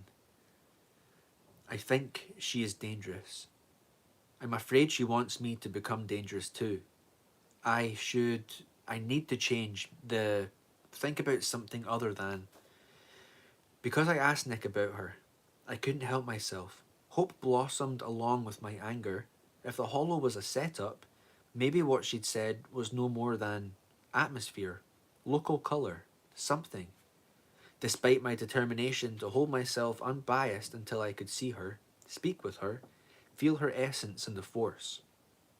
Despite my resolve to ask nothing and hear nothing, despite all my years of self-discipline and self-control, the heart was power that no discipline can answer. So I asked him. I told him of Depa's words on the data wafer, how she called herself the darkness in the jungle, and how she said that she had finally gone sane. How I fear that in fact she has fallen to the dark, and is irretrievably mad. And Nick, crazy? He said with a laugh. You're the one who's crazy. If she was crazy, nobody'd follow her, would they? But when I asked if he meant she was all right, he responded, that depends on what you mean by all right. I need to know if you've seen her act from anger or fear. I need to know if she uses the Force for her personal gratification or gain, or for revenge. I need to know how much hold the dark side has on her. You don't have to worry about that, he told me. I've never met someone kinder or more caring than Master Beliba. She's not evil. I don't think she could be. This isn't about good and evil, I told him. This is about fundamental nature. This is about the fundamental nature of the Force itself. Jedi are not moralists. That's a common misperception. We are fundamentally pragmatic. The Jedi is altruistic less The Jedi is altruistic less because to be altruistic less because to be so is good than because to be so is safe. That's a weird structured sentence, sorry. To use the Force for personal ends is dangerous. This is the trap that can snare even the most good, kind, caring Jedi. It leads to what we call the dark side. Power to do good eventually becomes just power, naked force, an end in itself.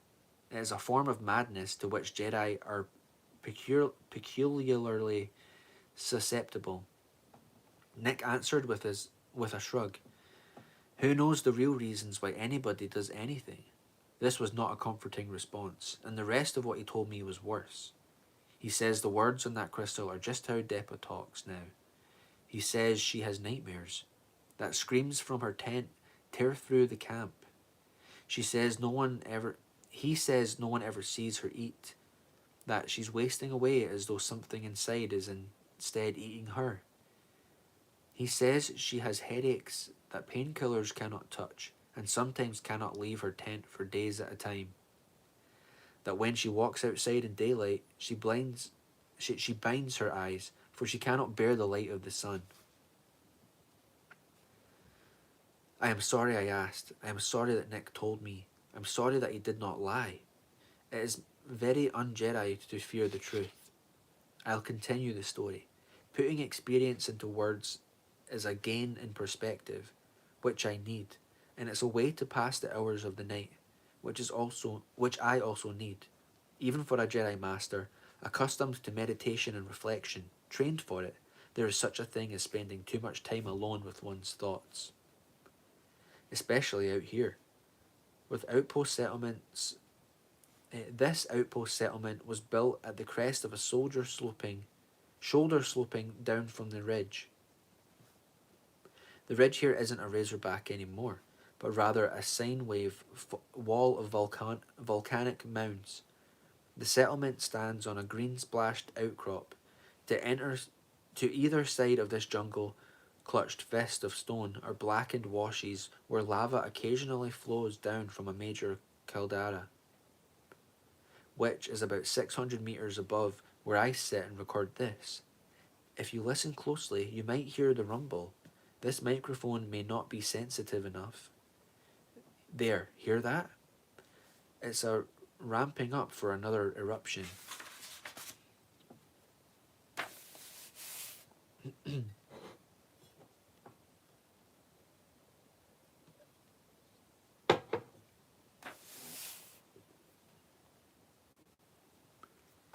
His action scenes are top tier. Oh yeah, agreed. Big time. These eruptions come regularly enough that the jungle doesn't have time to reclaim the lava's path. Heat-scorched trees line the washes, with leaves cooked off on the lava side. Eruptions must not be too serious in these parts, otherwise, why build an outpost here? Well, I suppose it could have been for the view. The bunker itself is slightly elevated above the rest of the compound from where I sit in the wreckage of the doorway. I can look down over a charred mess of tumbled and broken prefab huts and the shattered perimeter wall. Pale glowvine light shows grey on the steam crawler track that switchbacks up the side of the shoulder. Out across the jungle, I can see for kilometres up here, ghost ripples of canopy spread below, silver and black and veined with glowvines. pocked with winkled eyes and scarlet and crimson, and some just dull red. Open caldera, active and bubbling in this volatile region. It's breathtaking. Or maybe that's just the smell. Another of the ironies that have come crowding into my life. All my worry about civilians and battles and massacres and having to fight and maybe kill men and women who may be only civilians, innocent bystanders, and all my arguing with Nick and everything he told me. All for nothing. Needn't have worried. When we got here, there was no one left to fight. The ULF had been here already. There were no survivors. I will not describe the condition of the bodies. Seeing what had been done here was bad enough. I feel no urge to share it, even with the archives.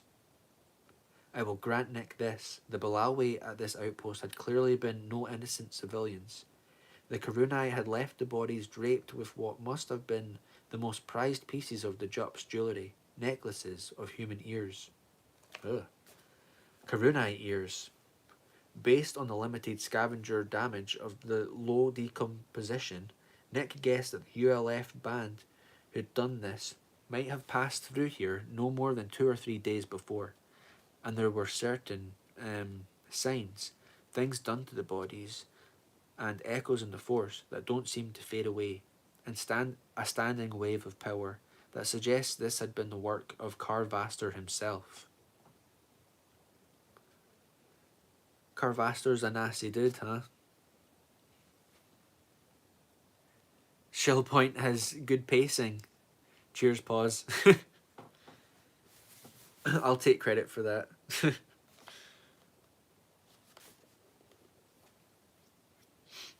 The ULF guerrillas had also thoroughly looted this place. There is not a scrap of food to be found, and only useless bits and pieces of technology and equipment. The wreckage of 2 steam crawlers lies tumbled downslope.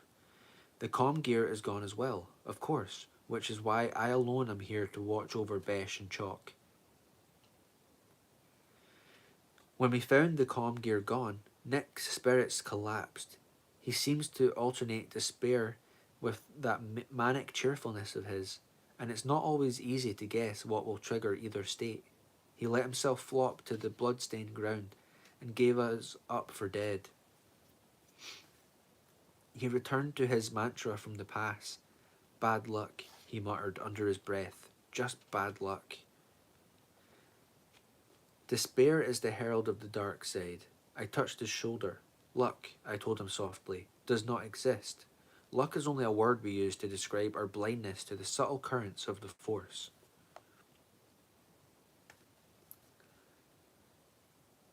His response was bitter. Yeah? What subtle current killed Lesh? Is this what your force had planned for you? For Besh and Chalk?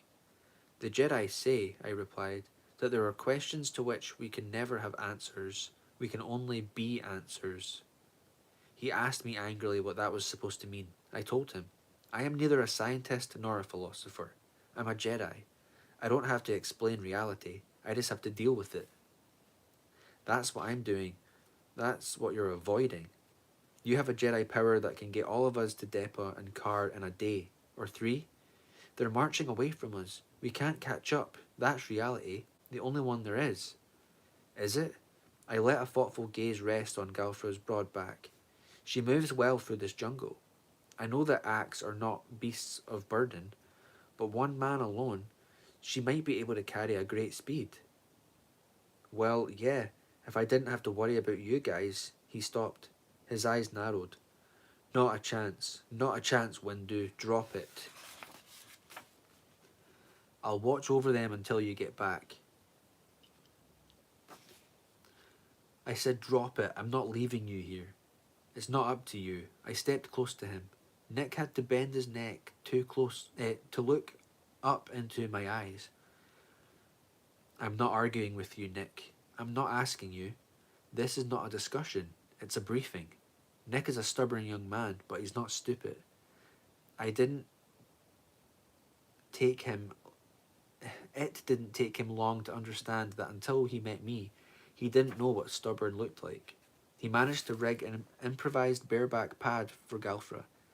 Nick and Chalk and I persuaded Galfra, through the force, to bear Nick on her back as she had me, and carry him swiftly through the jungle on the trail of the departed Karunai. The three of us watched them vanish into the living night. Then Besh and Chalk arranged themselves as comfortably as possible on the bunker floor, and I injected them with phenazetine. We all wait together, in the hope that Nick will win through the jungle, in the hope that he might find and bring back this Carvaster, this dangerous Lor Pelik, this terror of the living and mutilator of the dead, and that this man of no conscience or human feeling might use his power to save 2 lives.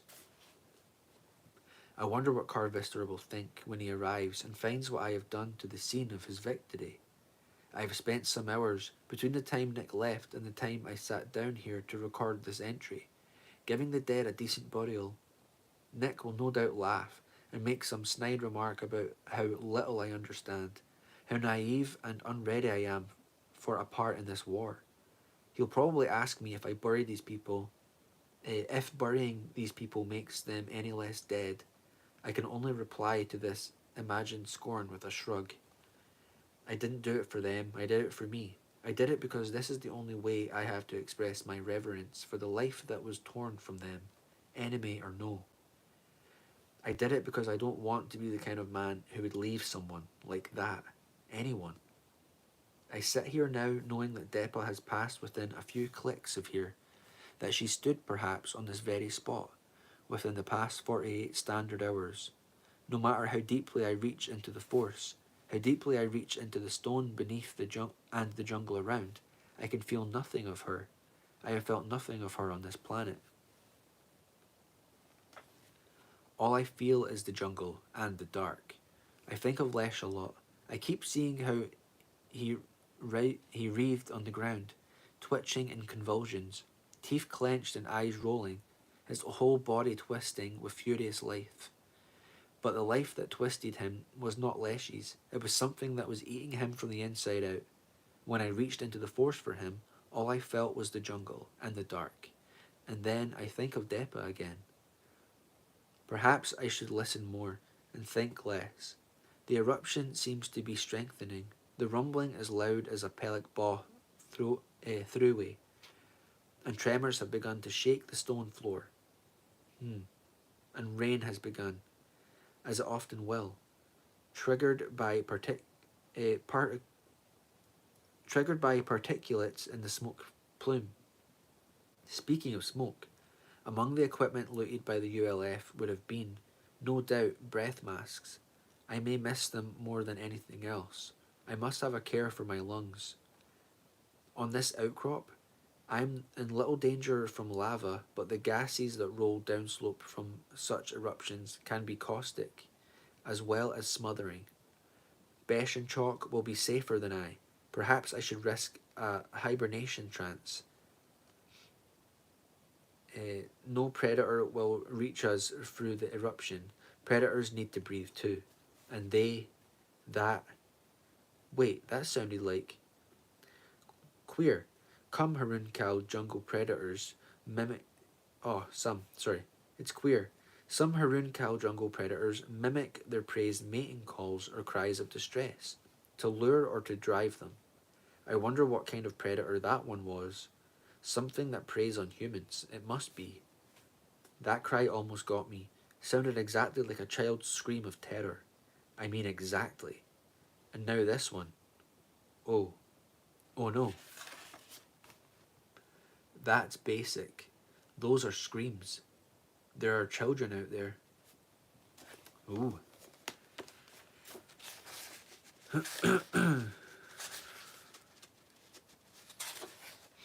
This has been a good read, this chapter.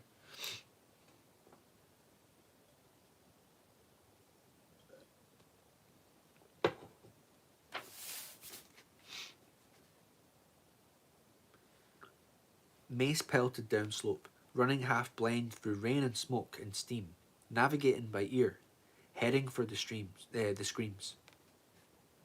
Smoke from the caldera above had smothered the glow vines. His only light was the scarlet hell glow that leaked through cracks in the black crust, floating on lava flows.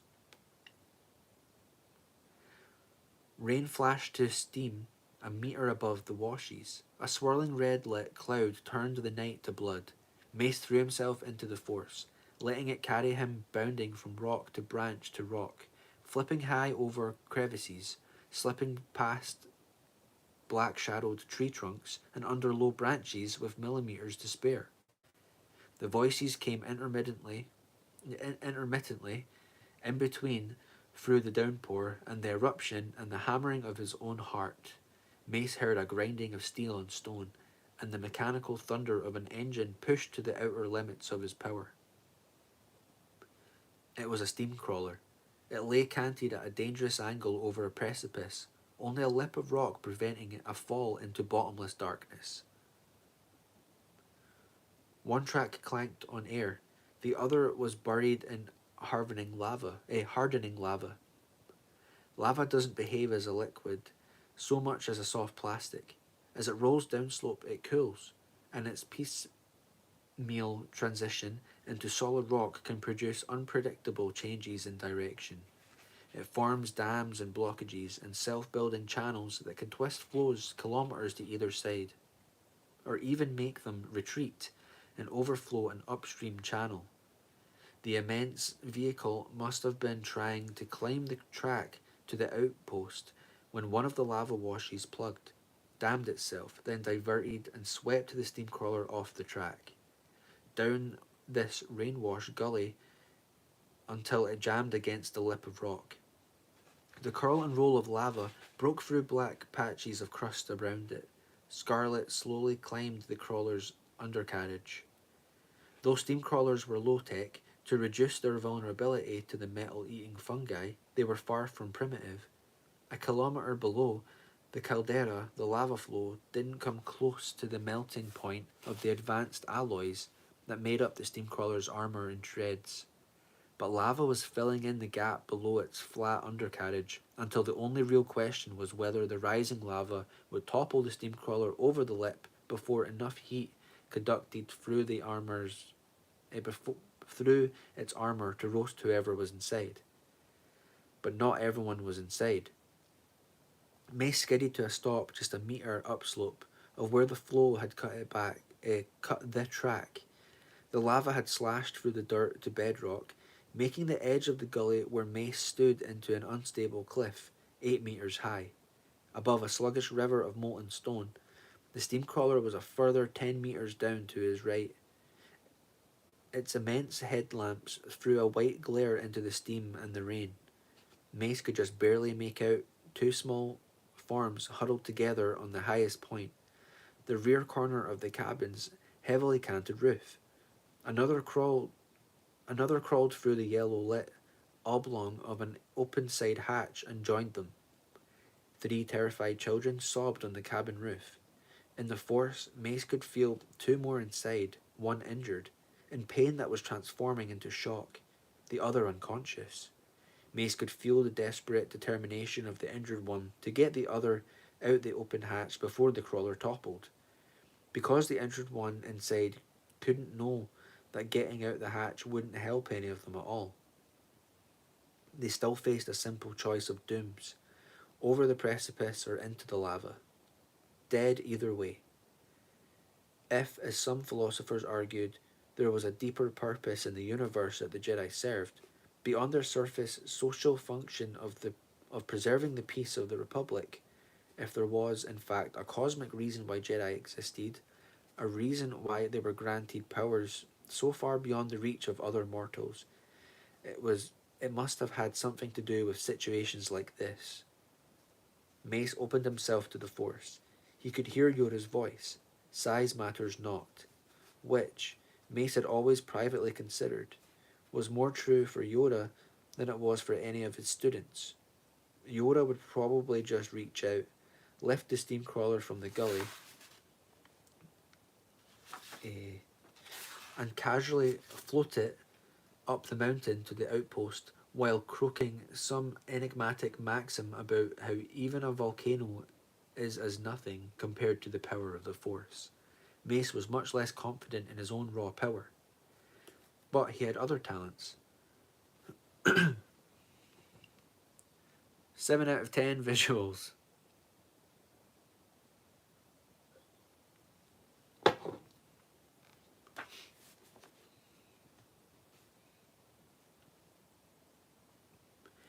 But he had other talents. A new tremor from the eruption shook the dirt cliff under his feet.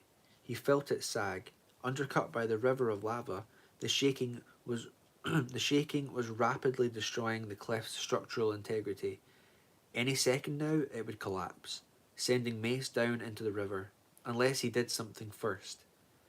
The something he did was to reach deep through the force until he could feel a structure of broken rock 10 meters below him and 5 meters in 5 meters in from the face. He thought, why wait, and shoved. The dirt cliff shook, buckled, and collapsed. With a subterranean roar that buried even the thunder of the eruption and the clamour of the steamcrawler's labouring engine, hundreds of tons of dirt and rock poured into the river of lava, organics bursting into the flames that the growing landslide instantly smothered as it built itself into a huge wedge-shaped berm of raw dirt across the gully. As lava slowly bulged and climbed the upstream face, the downstream side of the cliff continued to collapse, piling over cooler lava that hardened beneath it, pushing the hotter, more liquid lava into a wave that washed around the steamcrawler's side, welled to the lip of the precipice, then plunged in a rain of fire upon the black jungle far below.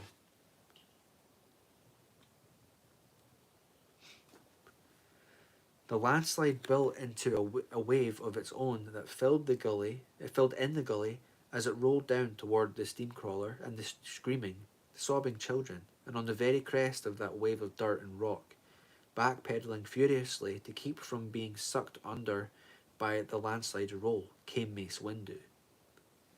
Mace rode that crest while the wave sank and flattened, and finally lurched to a halt. Its last remnants trickling into a ridge that joined Mace's position, with the corner of the steamcrawler's cabin. Nearly all his concentration stayed submerged in the force, spread throughout the slide, using a wide-focused force grip to stabilize the rubble while he scrambled down to the steamcrawler's roof.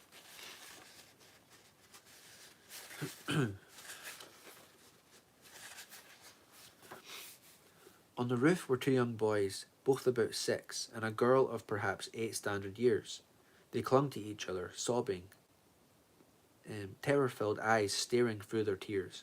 Mace squatted beside them and touched the girl's arm. "My name is Mace Windu. I need your help." The girl sniffled in astonishment. You need my help?" Mace nodded gravely. "I need you to help me get these boys to safety. Can you do that? Can you take the boys up the same way I came down?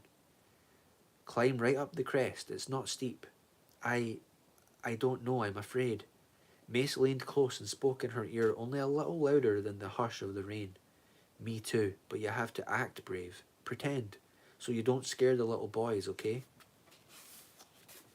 The girl scrubbed her runny nose with the back of her hand, blinking back tears. You're scared too?" "Shh, that's a secret, just between us. Come on, up you go." "Okay," she said dubiously, but she wiped her eyes and took a deep breath, and when she turned to the other two children, her voice had the bossy edge that seemed to be the exclusive weapon of 8-year-old girls. "Erno, Nicole, come on. Quit crying, you big babies. I'm going to save us." I like that. I really like that. As the girl bullied the two boys up onto the face of the slide, Mace moved on to the hatchway. Though it was a side hatch, the angle of the steamcrawler aimed it at the sky. Inside, the crawler's floor was sharply tilted, and the rain pounding through the open hatchway slicked the floor until it was impossible to climb. Down at the lowermost corner of the rectangular cabin, A boy who seemed to be barely into his teens struggled one-handed to drag a girl not much younger up the steep floor. He had a foamy wad of blood-soaked spray bandage around one upper arm, and he was trying to shove the unconscious girl ahead of him, using the riveted Durasteel leg posts of the crawler's seats like a ladder. But his injured arm could take no weight. Tears streamed down his face as he begged the girl to wake up. Wake up! Give him a little help because he couldn't get her out and he couldn't leave her. But if she'd just wake up. Her head lolled, limp. Mace saw she wouldn't be waking up anytime soon.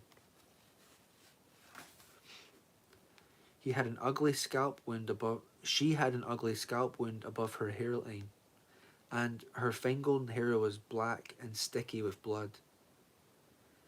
Mace leaned in through the hatchway and extended his hand. "All right, son, just take my hand. Once we get you out of here, then I can." When the boy looked up, the tearful appeal on his face twisted into instant wild rage, and his plea became a fierce shriek. Mace hadn't noticed the swing-stock blaster rifle slung around the good arm. The first hint of its existence Mace got was a burst of hot plasma past his face. He threw himself backward out the hatch and flattened against the cabin wall while the hatchway vomited blaster fire. The steam crawler lurched, the hatch going even higher. His sudden movement had been enough to tip its precarious balance, toppling it toward the precipice. Mace bared his teeth to the night. With the force, he seized the steam crawler and yanked it back into place. But a squeal from above grabbed his attention.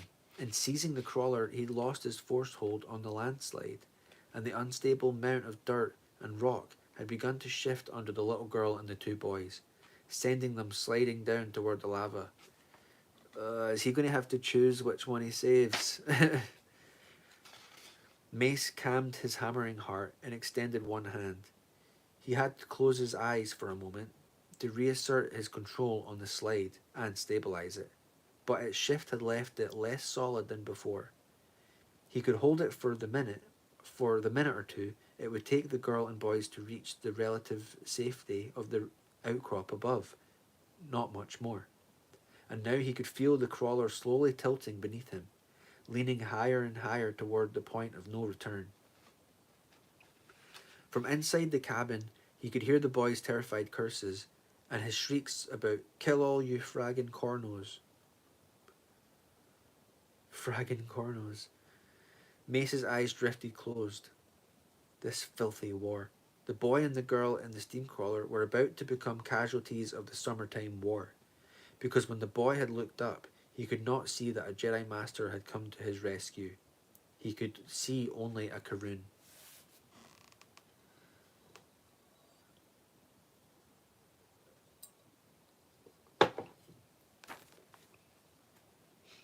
To use the Force to disarm the boy, to persuade him, would break the hold he kept upon the landslide, which might cost the lives of the 3 children scrambling up its face. To reason with the boy seemed impossible.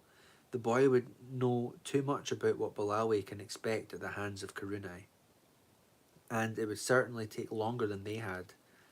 To abandon them was not an option. Once he got the boy moving up the face of the landslide towards the others, he'd be able to bring the girl himself. But how to get the boy out?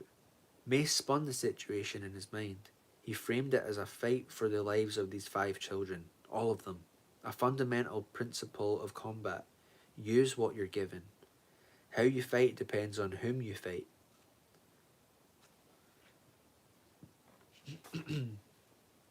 His first opponent had been the volcano itself.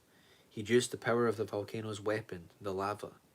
Here it had undercut the cliff, to hold that power at bay. His current opponent was not the boy, but rather the boy's experience of the summertime war. Use what you're given. "Kid," Mace called, roughening his voice, making himself sound the way the boy would expect a Karun to sound, adopting a thick upland accent like Chalk's. "Kid, 5 seconds to toss that blaster out the hatch and come after it. You got. Never, the boy screamed from inside. Never. Don't come out, you. And the next thing you see, the last thing you see ever, is a grenade coming in. Hear me, you? Go ahead. I know what happens if we get taken alive. Kid, already got the others, don't I? The girl, Arno, and Nickel. Gonna leave them all alone, you, with me? There came a pause. Mace said into the silence, Sure, go ahead and die. Any coward can do that. Guts enough to live for a while, you got? He was moderately sure that a 13-year-old boy who'd load up 4 other children and set out in a steam crawler across the Kurunai Highland at night, a boy who'd rather die than leave an unconscious girl behind, had guts enough for just about anything. A second later, he was proven right. Oh, we're back into the journal.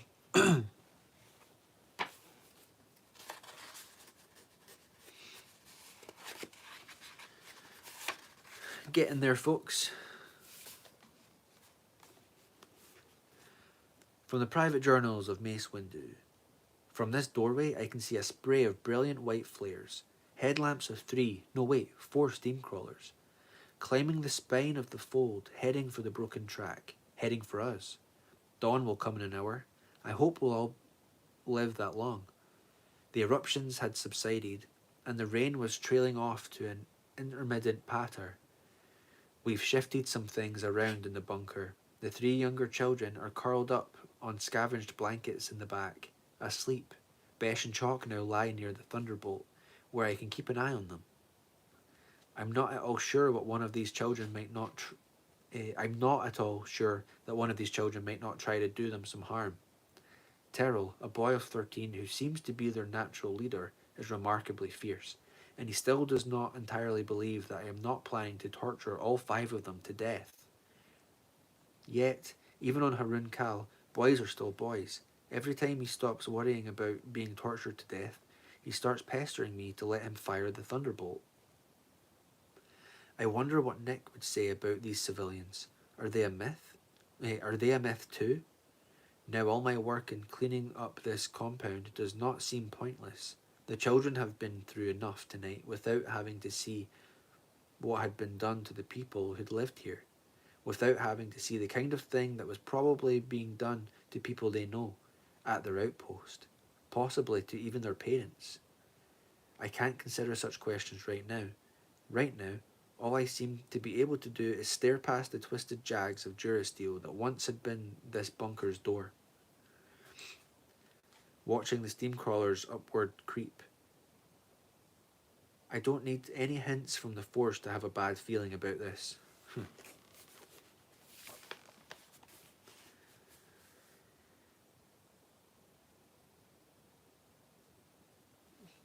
In the Jarek, there is a classic maneuver called the Fork, where a player moves a single hollow monster into position to attack 2 or more of his opponents, so that no matter which monster the opponent moves to safety, the other will be eaten.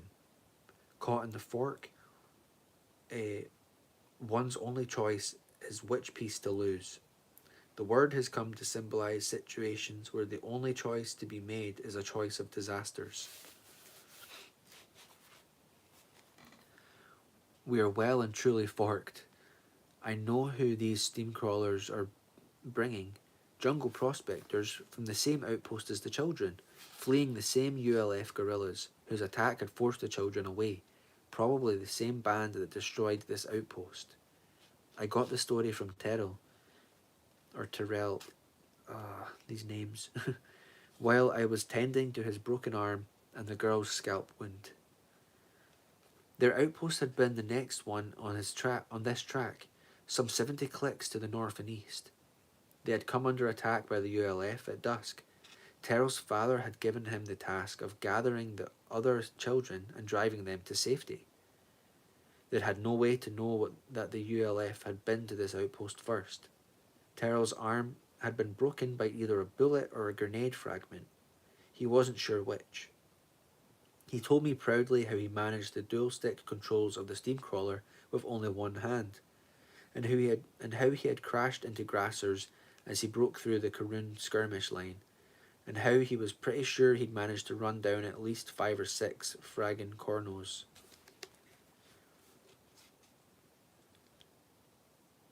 He says such things defiantly, as if daring me to hunt for it, to hunt him for it, as if I ever would. The older girl, Keela, has the most serious injury. In the steam crawler's tumble down the gully, she was thrown from her seat. She has a skull fracture and a severe concussion. I was able to salvage a spare med pack from the crawler before it went over the precipice. She's in no grave danger now, so long as she remains quiet and gets a few days' rest. The med pack had a new bone stabilizer, so Terrell's arm should heal nicely. The younger children, Arno and Nickel, and the brave little girl Pell, have nothing worse than a few bruises and scraped hands and knees from scrambling up the landslide so far.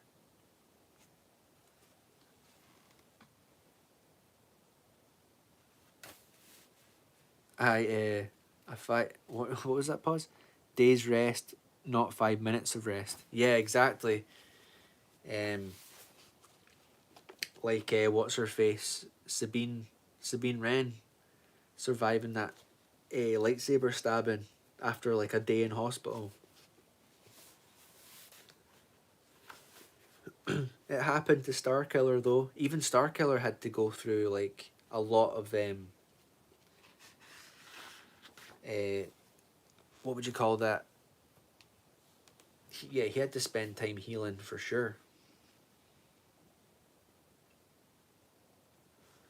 Where did I get to? There we go. I have not bothered to maintain my pretense of belonging to the gorillas, though I have also avoided explaining who I really am. The children seem to have decided that I am a bounty hunter, since I don't act like a corno, which is which is to say I haven't tortured and killed them, as they were all half expecting, based on the tales they've heard from their parents, and they were all half expecting despite being alive right now, only because I saved them. They have decided, based on their vast experience of bounty hunters, courtesy of countless half-cred holodramas, that Besh and Chalk are my prisoners, and that I am going to deliver them to Pelik Baw for a big reward. I have not disabused them of this notion. It's easier to believe than the truth. But what should be merely a childish fantasy has become unexpectedly complicated and painful. Even the kindest illusion will often cut deeper than any truth. One of the younger boys, rather arbitrarily, decided that I must be just about the greatest bounty hunter there is. A 6-year-old's instinctive reaction, I suppose. Soon he got into a heated discussion with his brother, who instead insisted that everybody knows Jango Fett is the greatest living bounty hunter, which led the first boy to ask me if I am Jango Fett. Wow. And this is after Attack of the Clones. So Mace Windu killed Jango Fett. Dude, that's a cool little thing to add in there. Wow.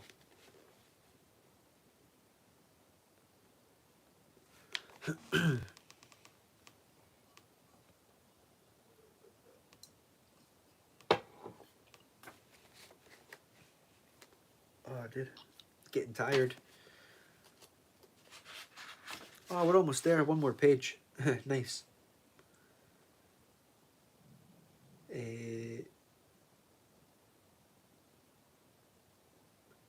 I cannot help but wonder if I had told them I am a Jedi, who might this boy assume I am? I was saved from answering by a scornful declaration from Terrell. He ain't Jango Fett, stupid. Jango Fett is dead. Everyone knows that. Jango Fett is not dead. He is not. Tears began to well in the little boy's eyes, and he appealed to me. Jango Fett ain't dead, is he? Tell him he ain't dead. Sorry, kid. At first, all I could think At first, all I could think to say was, I'm sorry. And I am. But the truth is the truth. I'm sorry, but yes, I told them, Jango Fett is dead. See, Terrell said with terrible 13-year-old scorn. Course he is, stupid. Some stinking Jedi snuck up behind him and stabbed him in the back with one of them laser swords. Somehow this hurt even more. It didn't happen that way. Fett was killed in a fight. Tusker poop, Terrell declared. No stinking Jedi could have took Jango Fett face to face. He was the best. With this I could not argue. I could only contend that Fett had not been stabbed in the back. What do you know about it? Was you there? I still could not bring myself to tell them just how there I had been. Dude, this is good. These are the kind of things you read through the slower chapters for, you know? The EU is full of these awesome moments that just make sense. And I cannot properly describe the wound Terrell's tone has opened within me. The way he says stinking Jedi tells me more than I want to know about what Depa has done to our order's name on this planet. Nice one, Vex. I like it too. We've got a little bit left. Vex. It was not so long ago that every adventurous boy and girl would have dreamed of being a Jedi. Now their heroes are bounty hunters. The line of steam crawlers has halted. The line of steam crawlers has halted half a kilometer below us, where the lava wash took out the track. This won't stop them for long. When the cliff collapsed, it made a natural dam across the break. In the hours since the eruption, I would guess that the lava has penetrated the rocks and dirt, and cooled enough to stabilize the slide. Intelligently cautious, they're testing its integrity before attempting to cross. But I know they'll make it. Then what will I do?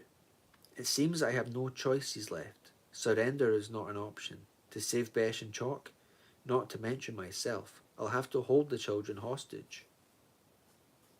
This is how far I have fallen. Even I, a Jedi Master. This is what a few days in this war has brought me to, threatening the lives of children I would give my own to save.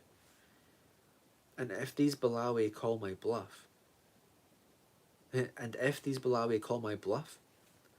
the best outcome I can then foresee, these children will have to watch as their parents or their parents' friends are killed by a Jedi. Best outcome? Can you guys hear that? My stomach's rumbling, man. Best outcome, the phrase itself a mockery, is itself a mockery. On Harun Kal, there seems to be no such thing. Forked. And yet, in Dejarik, one doesn't get forked by accident. It's the result of a mistake in play. But there was my mistake that left us. But where was my mistake that left us here? Glow rods below. They've left the steam crawlers and are advancing on foot. No one has called out. They will have tried to raise this scout post on comm. Getting no answer, they'll approach with caution. I wouldn't be surprised if those glow rods are lashed to long sticks to see if they draw sniper fire. There are a lot of them. Now, in desperation, I can only do as I always have. Last little bit, folks. In impossible situations, I turn to Yoda's teachings for advice and inspiration. I can summon in my mind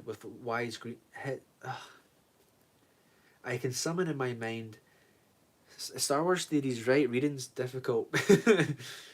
I can summon in my mind his wise green eyes and imagine the tilt of his wrinkled head. I can hear his voice. If no mistake have you made, yet losing you are, a different game you should play. Yes, a different game. I need a different game.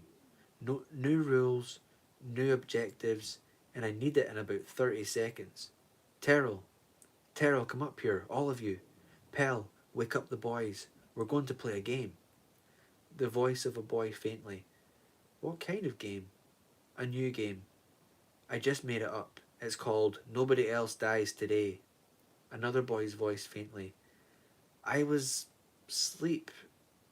Is this going to be a fun game? Only if we win. Nice one, folks. That was a banging chapter.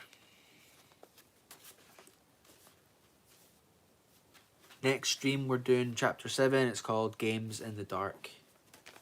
And that is our progress. Doing good, folks. We powered through that.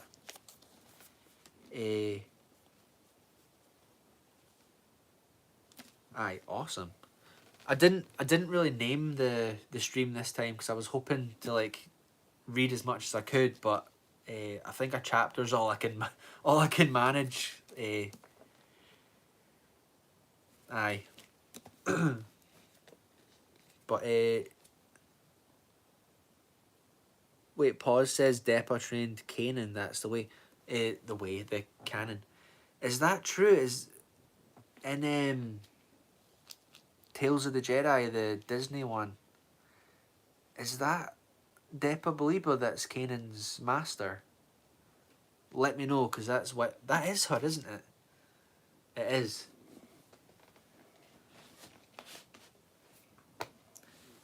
They have no regard or respect for pre-established lore. Vex says that was a nice chapter. I agree, Vex. Honestly, I say it time and time again, those Mace Windu like journal entries are some of my favourite parts. It's just a deeper dive into Mace's thinking and what he's going through. It's awesome. Right, I am about 20 minutes over schedule, so it is 12:20 p.m. here in Scotland.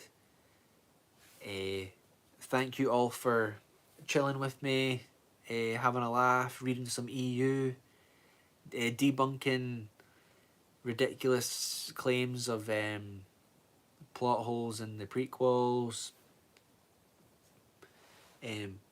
I keep doing what you are doing. Keep preserving the true lore, canon, and continuity of George Lucas era Star Wars, and calling out when people are misrepresenting it and spreading misinformation, claiming to be Lucas purists but praising Disney continuity. So, I can't say enough. Cheers for being here with me. It's awesome that you would take the time out your day to spend it here with me, talking nonsense. So, I will see you all next Monday. I'll make sure I do that. And as always, long live the expanding universe, and long may your lums reek. And Star Wars Marvel Purists will be live in a couple hours, so if you're still around, make sure you go and show him some support. Cheers, guys. Take care.